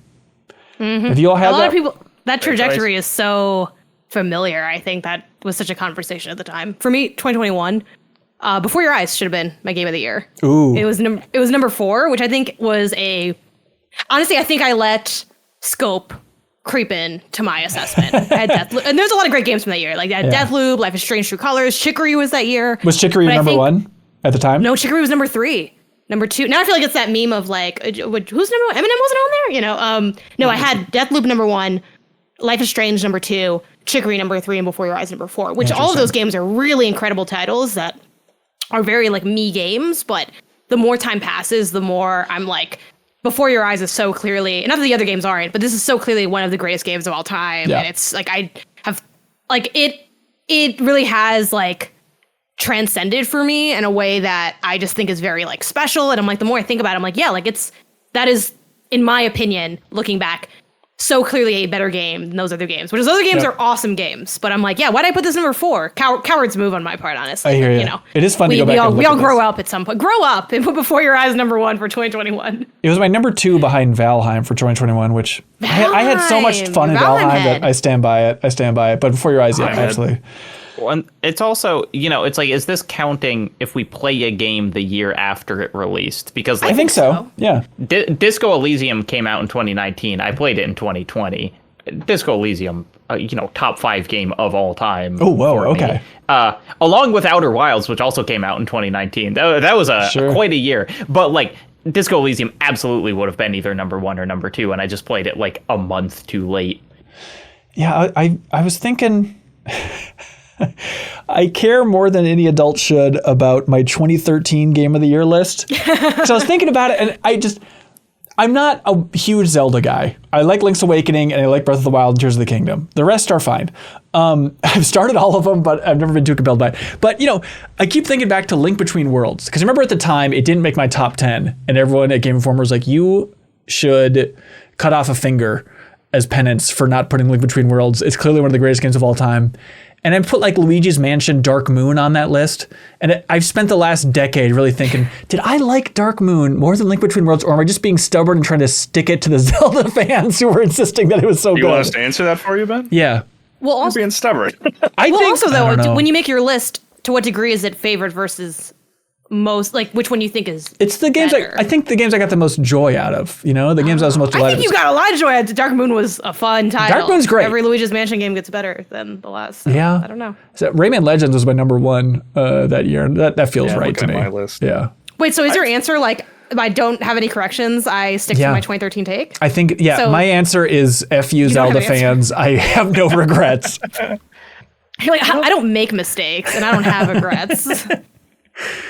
I'm looking at my list. There's a couple that I'm like nothing that I'm really commit to. Like one is in 2019. My number 1 was Resident Evil 2 remake. Yeah, and my number 2 is Sekiro. And those are like neck and neck the further away I get from them. Where at the time I felt really good about Resident Evil 2. Right. But I don't know if anything has ever just fully changed in that way. Yeah. I think about 2015. And I also think, did I like Phantom Pain so much that it should have been my number 1? But 2015 was like a dry year for me. Look at like Rocket League was number 2. Jackbox Party Pack 2 was number 3. Well, yeah, what is this? What is this list? I mean, no offense to Jackbox. Hey, none taken. They design games really well. That's right. I don't know. Yeah, I might want to rearrange that. I don't know. I feel like you had too much fun that year. You know what I mean? That's the problem. Too much fun. Yeah, Arkham Knight is my number 1 that year. Yeah, that's my number 5. I think I wasn't 2015 having Bloodborne and Undertale is like 2 games that the internet has never let go of in an interesting way. Right. Yeah, for sure. Patrick in Atlanta, they say, how many games does a developer have to make before the general public considers them an auteur? 1. I think one of the key... I disagree. I think 2? 1? Yeah. Like, I'm sorry, the Undertale maker. What's his name? Toby Fox. Toby Fox. You make one amazing, singular, unique game. Yeah. Or you put your name in the title. That's the secret. Bennett Foddy's getting over it. Yeah. That wasn't his first game, to be fair. Yeah. But like, I think if you put your name, Sid Meier, first game, that guy's an auteur. I mean, I guess you guys are right. For my initial, weird. I rescind my reaction, Kyle. I'm like, when Jacob said it, I agreed, but when you said it, I was like, oh, you're wrong. No, but I guess I do rescind my answer because y'all are right. Like the Stardew creator, like that, all of that has that sauce a little bit, but to me, it'd be at least two. And one of the things that I personally look for auteur, like true auteur, and not just like I'm down to for whatever you play, because I do think those are two different things, is two different franchises. I think you need multiple franchises to really have that auteur touch.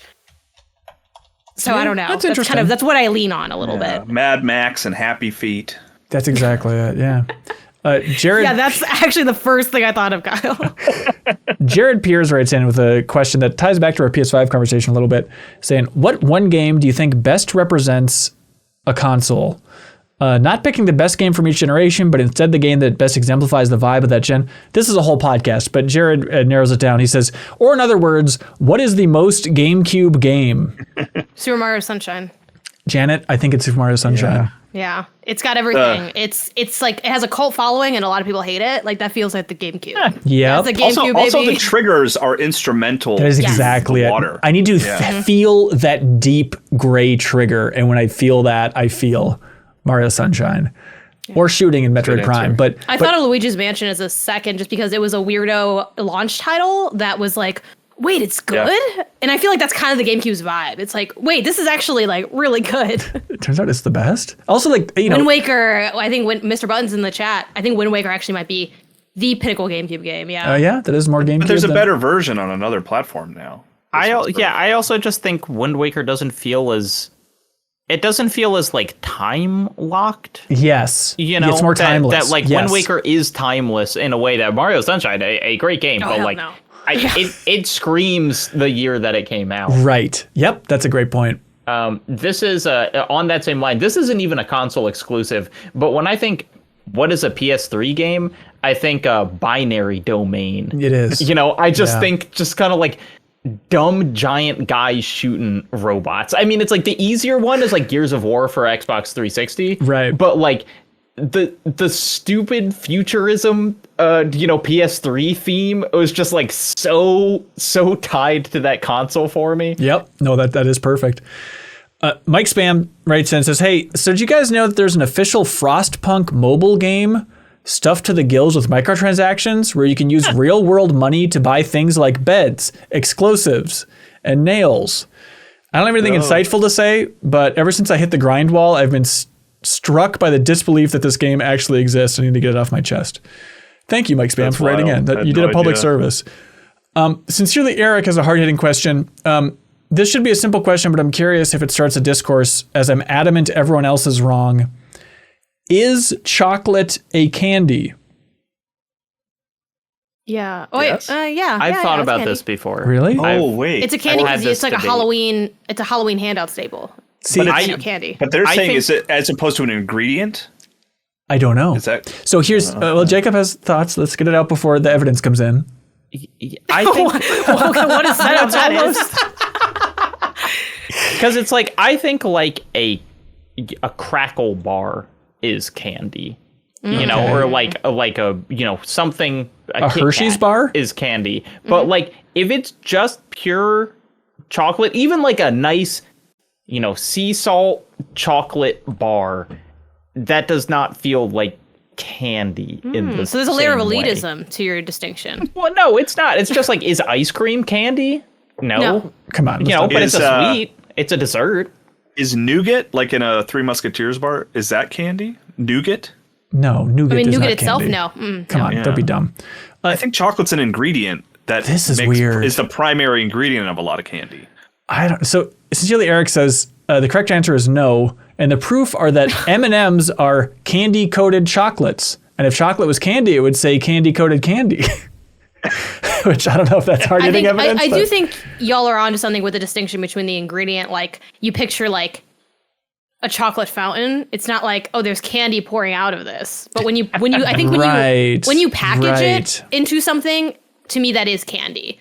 Like I think a Hershey's bar is candy. I think a fancier. I think if you got a bar, like that's a candy bar, and the candy bar is chocolate.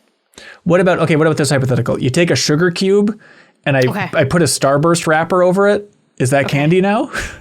It's really f***ed up candy. Timestamp this. You can sell that. It's messed up, but that is candy. It's bad candy. I agree. But I guess you just have to give it a name, like a unique name. Yeah, like, you're probably not. You're not going to get into the aisle with that. Ben, yeah, is the thing. Like, Kyle, I'm not going to see you at Target. Target. Might do it. And it's like, hey man, you got a cube. The candy cube. All right, I mean, a pixie stick is really just a bunch of sugar. Yeah, you're right. I mean, I know they do more than that. Like they're kind of, I'm not trying to undersell the work that goes on at the Pixie Stick factory. Please do. Give Pixie Stick the credit it's due. Take down those pixies. Yeah, it's a job. It's a job. It's a job. Yeah. This convinced me. I thought this was slam dunk. Of course, chocolate's candy, but maybe it's not. This is freaking me out. I think chocolate, like as is like an ingredient. But yeah, I think if like a Hershey's bar's candy to me. Okay. I also just think if your coworker was like, I'm eating candy all the time, you would not picture them eating like a chocolate bar. But I do want to meet this coworker because they seem really cool. It's like candy's like a Jolly Rancher. Like if someone says candy, that's what I picture. Sure. But I feel like cubes. but I think there's what you picture and then what is like fact though. Because if you go to like the concession stand in the movie theater, they have candy. Fact. They have like, you're using fact hard and loose on the show. Well, like when I go to the concessions at the movie theater and there's like chocolate bars, I'm not like there's chocolate and candy. It's all candy. Right. A Halloween candy, like that's like, it has chocolate in there. It's a mess. Hey, Amador Lopez writes in with another hard-hitting thing. They say, hey, MinnMax, in regards to the conversation of Mario's kill count versus Link's kill count, I was screaming Super Mario Maker, a game that definitely rivals the body count of Hyrule Warriors. Then add in the RPGs and Mario parties. Mario's a threat to the Mushroom Kingdom's sentient life with his high kill count.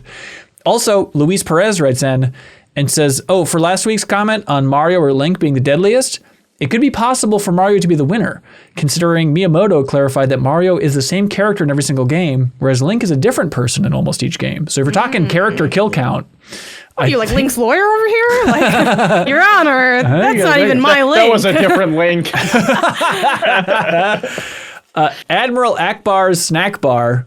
parentheses does not include chocolate. My God. I was literally also doing that joke. Good on you, Ben. Running a tight ship. I got it. No missed joke opportunities here. The missed joke opportunity was asking what is the state of PlayStation instead of the state of PlayStation. I know. It's not Jacob Geller. You're different people, but close. Jeff Gersman's podcast was named something like that this week of like the state of PlayStation. I was like, oh, well, I can't take that name now. I couldn't even say it, or Gersman would send me a cease and desist letter. You have to mute this part out of the show. Famously litigious. Out of control. So Admiral Akbar says, last week on the podcast, I found myself screaming at the iPhone while the group was trying to figure out which Call of Duty game Gary Oldman played besides Black Ops 1. Got me thinking though, big Hollywood celebrities have increasingly been collaborating or acting in games. This could be a fun game to play. I'll list a celebrity. You tell me if they have voiced a video game character. Okay. Hey, real quick before we get started, Beaten Down Brian sent me a clip on Twitter. Oh no. Of if you do a no scope kill with a sniper rifle while Gary Oldman's character is with you, he will compliment you on your no scope and laugh. Perfect. Has Elijah Wood ever been in a video game? Yes. Oh wait, how are we playing this game? I'm sorry. No, that's fine. Let's see if we can name him, Kyle. What has he been in? Spyro the Dragon. Correct. He's been in 3 other games. Was he in that weird like live action thing? I feel like I saw a trailer once that like that Elijah Wood was like involved with. I think I saw also Broken Age as well. There we go, Kyle. You got it. Lord of the Rings stuff, Broken Age. Jacob, absolutely. I was at E3 and watching Elijah Wood on stage talking about some live action thing. Transference. Wow, deep cut. Wow. I had to look up the name of the game. I didn't get that. No, but still, you remember that. It was apparently released in 2018, and I've never heard of it. Transference? The VR game? It was like a second screen multiplayer game, right? Am I crazy? Because I know a Transference that's a VR game, but I guess it's not that one. It has a guy with a VR headset on the cover. Yes, that's a VR game. I reviewed that game. Yeah. Oh, okay. No, it is super solid, but actually very triggering is the thing. So I feel like it's a little much. But it's on Xbox One. How could it be a VR game? Maybe it plays in both because it's a first-person game, so I don't necessarily think you need the VR component, and it has FMV integration. It is super solid, but it is a little like, whoa, like that's a bit, the topics are a little heavy. It doesn't show anything like wild happening, but there's a little bit of like an abuse storyline that I'm like, this could have used a trigger warning. Did you guys know that Elijah Wood's in God of War 3? Made by Ubisoft? Yeah, he's Kratos' brother from like a cut storyline. Because that was weird. I believe he was going to be like the plot of God of War 2 was going to be about like Kratos' brother that he left. And then at the end of God of War 3, you're hearing all these voices yell at him from like his life. And one of them is Elijah Wood, like as his brother who's not in the game. Super and that I didn't have to look up. That's just how broken my brain is. I know that. But there is the PSP game that does have his brother, which is not voiced by Elijah Wood. Correct? Yes. Okay. Of course. Sir Patrick Stewart. Yes. What has he been in? The Elder Scrolls 4 Oblivion. Correct. Also, a favorite of yours. An X-Men game? He's in X-Men Legends 2, of course. He's in Castlevania Lords of Shadow. Right. Then I did know that, yeah. He's in a game called My Memory of Us, which I had to look up. I have no memory of this. 2018 platformer? Do you think Patrick Stewart has a memory of it? No, there's no way. There's no way. He would do a quintuple take if he knew that he was in a game called My Memory of Us. Ryan Reynolds, has he ever been in the game? He's been in movies about video games. Okay. Yeah, this feels like a trick question. I mean, it's like, is there a Free Guy mobile app? Apparently, he's never appeared in a video game. Okay, I don't think so. John Goodman. Yes. Yes, he's in Rage. Yeah, hell yeah, he is. All I could think was like, not Borderlands, but kind of like Borderlands, but yeah. I remember playing that game and I was playing it and my dad had like walked in and I was like, that's John Goodman. And he was like, wow, John Goodman really living out his fantasy of looking like this guy. Oh, he was also in Pissed, the Mist parody. Yeah, thank you, Natron B. Yeah, he's sitting in a tub of his own piss or something. Christopher Walken. Yeah, he's in some weird ass PC games. Yes. Right? Yeah. There's a game from 1996 called Ripper that Christopher Walken's in, apparently. I had no idea. That looks great. We've all got to play Ripper today. And Samuel L. Jackson. I refuse to believe he's only been in one, but they only list one game. But Grand Theft Auto San Andreas. Of course. Iconic. Officer Tenpenny, right? I could do this for an hour. Just remembering when actors were in games. Kristen Defoe. Is this a New Show Plus competition? David Bowie. Yeah. Daisy Ridley. All right, what do y'all like for Sarandon? Question of the week? The chocolate one was fun. Chocolate's good. As usual. I do like the chocolate one. I like Game of the Year regrets. Game of the Year to get. Yep, Naughty Dog, bad game. I think those are the three contenders. Kyle? See, I'm going chocolate.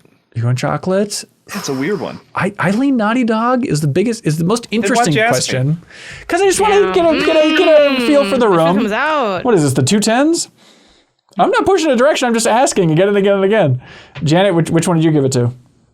I see, avoiding the whole situation. I guess I'll go chocolate because that's the truth. Wow. But I hate that we always do like food ones. It is a recurring thing. But at the same time, like that was the best. This is the before your eyes of questions. Yep. Like the chocolate question. Yeah, it was good. Jacob, you can live with this? PSVR 2 games that are, you should play on PSVR 2 before your eyes. It's the best eye tracking. So great. I haven't done it on that there. yet. Yeah. The second that they announced eye tracking, I was shouting, "Pour before your eyes!" And they actually did it. So someone's hearing my shouts out there. Sincerely, Eric, congratulations. You just won Question of the Week, and you won Toem on PS5 thanks to I'm 8-Bit. Enjoy. And now it's time for something we prefer to call Get a Load of This.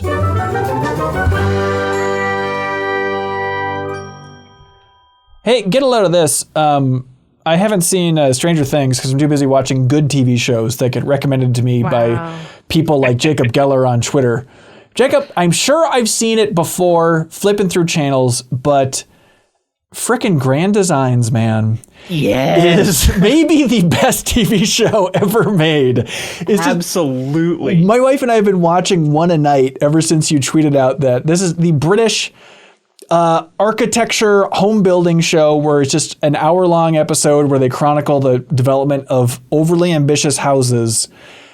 It's maybe the most watchable show forever. It's like one of these things like, why would I ever stop watching this? There's 23 seasons at least. Yeah. And it's just perfect. Like the host, he just has the right level of like, keeps it moving. He's not playing up his personality too much, but every time people are describing the house they want to build, he always just goes like, okay, like, oh boy. No, you like that he is constantly skeptical.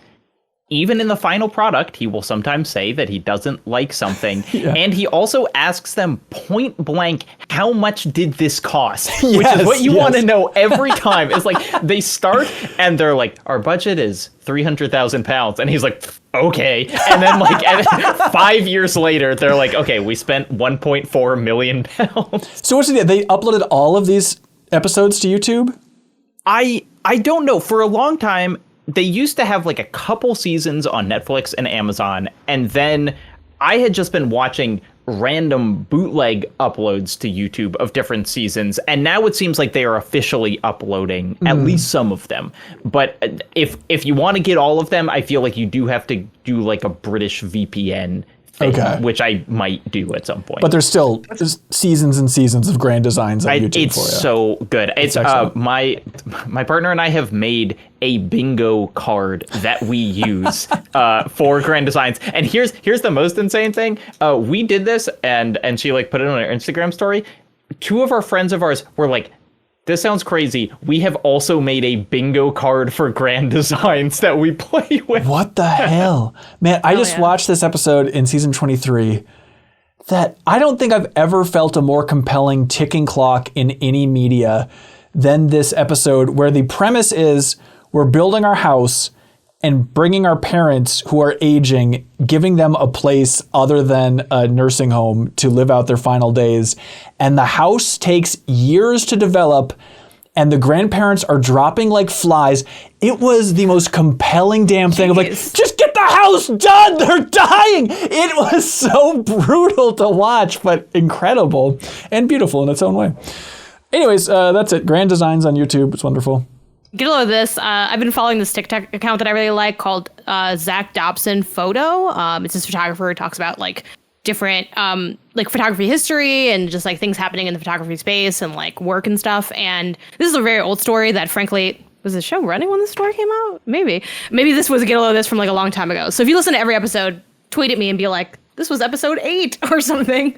But I learned about the copyright law stuff with photographs and how it's the person that owns it is the person that like presses the shutter, like who actually takes the picture. So there was like this case that I'll link to like the TikTok that explains it, about a photographer going and like, you know, like photographing these monkeys, and like the monkeys ended up like taking some of the pictures themselves. So like then the photographer didn't own that copyright. And I just thought that was like really interesting because I just personally wasn't aware of how copyright law functions. So then he couldn't sell the photos and anyone could use them. And then they tried to make a book with them. And then PETA was like, actually, all that money should go to the monkeys because, you know, PETA just be wilding out. So it was a really interesting story. And even if you are familiar with that story, I think the way this creator tells it is really good. And I think if you're interested in stories like this, I implore you to check out the rest of his page because it has really cool photography history, information, and things happening in the space. So yeah, check it out. Sweet. Get a load of this. We all remember when United States Senator Ted Stevens said the internet is a series of tubes, and we all laughed at him. Yeah. There is a story on The Verge that I think came out this week called "The Cloud Under the Sea" that is about all of the undersea cables that essentially are the internet, that move the internet around far more than any satellites or anything. And what the story is actually about is the teams that repair them, of which there are several, but like they are increasingly aging, and it is an incredibly specialized profession where they are driving around on boats and using giant hooks to pick up cables from like a mile under the sea. And then like when they break, they like stitch them together with new cables and then put them back down. And like the frame of this story is like the enormous Japanese earthquake in 2011 and like following this ship in Japan that was out there, and realized that like because of the earthquake, an underwater landslide had like knocked out most of the cables. And so he was like, if we don't fix these, Japan is going to be shut off from the rest of the world because like we will not get the internet anymore. And so it's just like a really cool, interesting story. Awesome. Links below for all this fun stuff. You got one, Kyle? Yeah. Hey, get a load of this. This is significantly less interesting and shorter than both Janet and Jacob's and yours have been. But it was one of those things where I was like, oh, that's fun and weird. Did you guys know that Kurt Cobain's daughter is married to Tony Hawk's son? I didn't know that. Isn't that weird? That's beautiful. I like that way more than my monkey information. That's great. Francis Bean and Riley Hawk got married last year. That's beautiful. What a weird thing. Ugh. I bet there's a lot of weird 90s freaks camping outside their house. Yeah. Hey, get a lot of this from the Discord. The community shares fun factoids and fun news stories all day, every day in that Discord, which you get access to at the $2 tier on Patreon. But Heru and the Laser Eyes shared this story from, a tweet from Tom Warren, but it's the story from 404 Media.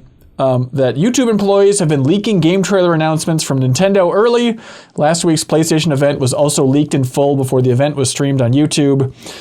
For wondering, how are all these Nintendo leaks in particular happening? Turns out it was people who just worked at YouTube and they could see the unlisted videos, so they would just tell people about it. So there's the answer for that one. I'm sure Nintendo loves it.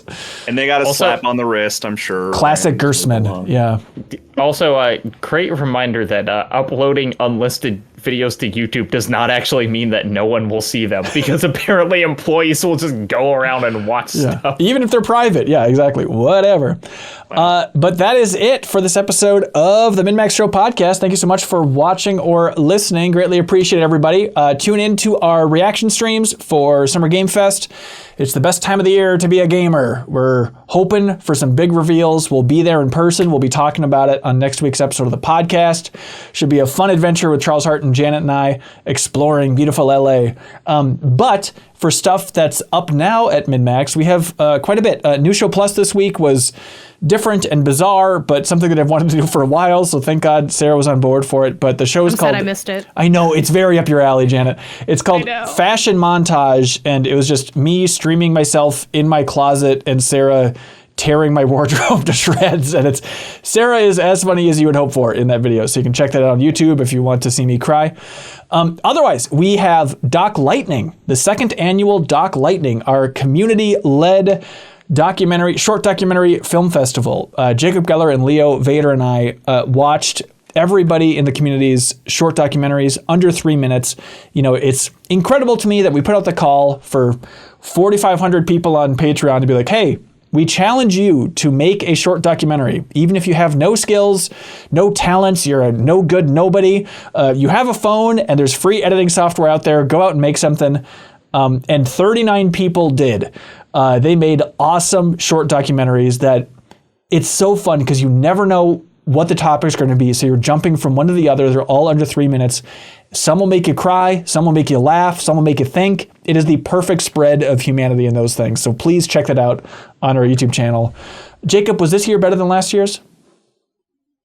Yes, because I was drinking champagne. Okay, perfect. So you can check that out. Thanks for everybody that contributed. We sent out codes to everybody who contributed as well as a bonus thank you. And it's a fun documentary-themed week here at MinnMax because on Monday, Leo Vader put up a gigantic video, over an hour and 20 minutes long, and it's all about him traveling out to San Francisco with his best friend Joe, otherwise known as Kobesoft Joe, who is making a game called Dome King Cabbage. And this is an extended travelogue / documentary. It's kind of that blurry ground, but it's him just documenting what it's like to show your game at Day of the Devs, to present this dream project to the public, get people to play the game, give feedback. It's it's everything I've ever wanted MinnMax to be. Like watching that video, it's like, yep, this is what I had in mind when I've been screaming about we make content about games, friends getting better. It's this exact content that I wasn't even involved with. It was all Leo and Joe. So if you want a just incredibly intimate look at that friendship, and then also the fun part is like, I'll never be able to live in that cool indie game scene where you get to go on hikes with Tim Schafer around California and go to the San Francisco Museum of Art and show off your game as Greg Rice and Shuhei Yoshida are applauding you. You know, I feel like I'm not in this scene even though I'm in this video. And so like just watching this, it just feels like you get to live that life, that cool indie life that we all dream of for indie game developers for an hour and a half. And it's so good. You're not going to see this type of content anywhere else. So please help support that. Show some love to Leo and Joe because it's really awesome. And it's called Everyone Thinks I'm on Drugs, the Dome King Cabbage documentary. So you can check that out on MinnMax's YouTube channel. It's so damn good. And there's an extended version as well, which Leo considers the canonical version, which is also highly edited, and it's over 5 hours long. So it's incredible stuff. The Vader cut. Yeah, no kidding. So shout out to Leo for putting that whole thing together. All right. Well, that's it. How you feeling about SGF, Janet? I am trying to mentally prepare. Okay. And I feel good overall, but I wish I had more time. I always wish I had more time. Yep. I also could use a couple weeks before I fly out, but it's going to be a blast. Cool week. That's a lot of time. Well, I just bought a house, Jay. There's a lot of projects I'd love to get through. You got to heal before. up too. Like it's a whole thing. It's airborne. No. And Zycam. It'll be great. It'll be great. Go a long way. All right, everybody. Summer Game Fest coming up. Thank you so much for supporting MinnMax. Check out that Doc Lightning and Dome King Cabbage stuff if you want to see what MinnMax is capable of. Otherwise, that's it. Oh, someone says, watching us live, the Backstairs Pass here, they say the No Deepest Dive announcement. It's got to be Erd Tree, right? Yeah, it's going to be Erd Tree. We're going to do the deepest dive on Elden Ring's DLC, Shadow of the Erd Tree. Some cowards won't do Song of the Deep, you know? That's right. I was saying, maybe we can do a poll. Let people choose between those two. There'll be a funny Patreon poll. We are good with the plans that we have. Okay, all right. But the thing is, we know that this is a little bit like Tears of the Kingdom, where it's like, oh, it's going to be such a fun one to dissect, but you don't want to tell people where to go. So we're going to do it for a two-parter for Elden Ring DLC Deepest Dive, the best, most thorough discussion about the game on the internet. So the way it's going to happen is we're going to do one after the first weekend the game comes out. That's all of our first adventures in the game. And then a follow-up episode after we've completed it. And we can talk about it more thoroughly. Because it sucks if there's an episode in the middle that's like, okay, go to this boss and then go over here and then go around this mountain over here. Like, we can't tell you what to do. So just coming in out of the gate and then the big wrap-up at the end seems like the cleanest way to cover and that. And that is the royal we that you're using, Ben. Yes. You have declined to participate. You know what it was? That's true. Wow. That is true. I love playing Elden Ring. We're doing call-outs now? I got some things to No, say. please call out, please. That's the point of the end of the podcast. You know, it was extra. I was watching Maximilian Dude's coverage of the game last night. And he's like, yeah, the first boss you fight in the game, he's like Malekith, but he's like way harder. It's like, oh, I'm so glad I'm not doing that deepest dive. I could not handle another one of those SOPs. But Jacob and a great team are going to be tackling the deepest dive on Elden Ring. So it'll be a fun time. You can contribute to it on Patreon and submit your thoughts, and they'll read them on air. And you can unlock the podcast version of that right in your favorite podcast app by supporting MinnMax on Patreon at the $5 tier, where if you do it before June 14th, you also get a code on Steam for 1,000 times resist. Janet, any call outs you want to make? Anything you want to point a finger at and blame some people? You gotta heal, because don't pull up here. I know. Not 100%. I don't know what you gotta do. It's a whole thing. Who you gotta call. I know. I'm not contagious. I'll talk to you off air about it, Janet. It'll be a lovely medical conversation. I'm sure you're fine. But the thing is, if you're coming in like weekend, it's like you ever like, you get into a section and it's like you don't have full health. Like you need to come in at full health, because you will be. Yep. You're going to be losing health that whole week. Look, I would prefer not to be sick. I would greatly prefer it, but what are you going to do? You gotta come. I guess my only other plug is like, I know it got plugged probably when I wasn't on here, but keep watching me and Michael's Let's Play of Resident Evil 2. Resident Evil Revelations 2, a game whose title I do remember. Yep. There were so many good moments in that. I don't want to spoil it if people haven't watched it, but seeing Michael, who's so nice, or Huber, if you get tired of us calling him Michael. We hate it, yeah. Seeing Huber break and then have to keep going, it was like, it was wild. Because it's like, like, he's like, no, it's fine, don't worry about it. I'm like, oh, it's eating you up. It was a good time. It was Yeah, well, I don't want to spoil. Oh, I get it. Sorry, I'll bleep that out. Check it out. That's on YouTube as well. It's a full Let's Play. All right, thanks so much, everybody. We'll see you in LA. Be good, have fun. Let's go. Oh, probably should have mentioned that we will see some people in LA. Because there's the community meetup. Yeah, you could throw that in. Janet, what if I told you that we're still technically on air right now? Because here's the thing. We're still on air. Thank you, Jacob. Sunday, June 9th, 7 p.m. Pacific, we are going to be at Button Mash Arcade. Come to the MinnMax community meetup. We want to say hello to you and to thank you in person. We'll be out there along with our friends at Glitch. So Button Mash Arcade in LA, Sunday, June 9th, 7 p.m. through 10 p.m. Pacific. Come out and say hi. And of course, until next time, we'll see you in LA. Be good, have fun, let's go.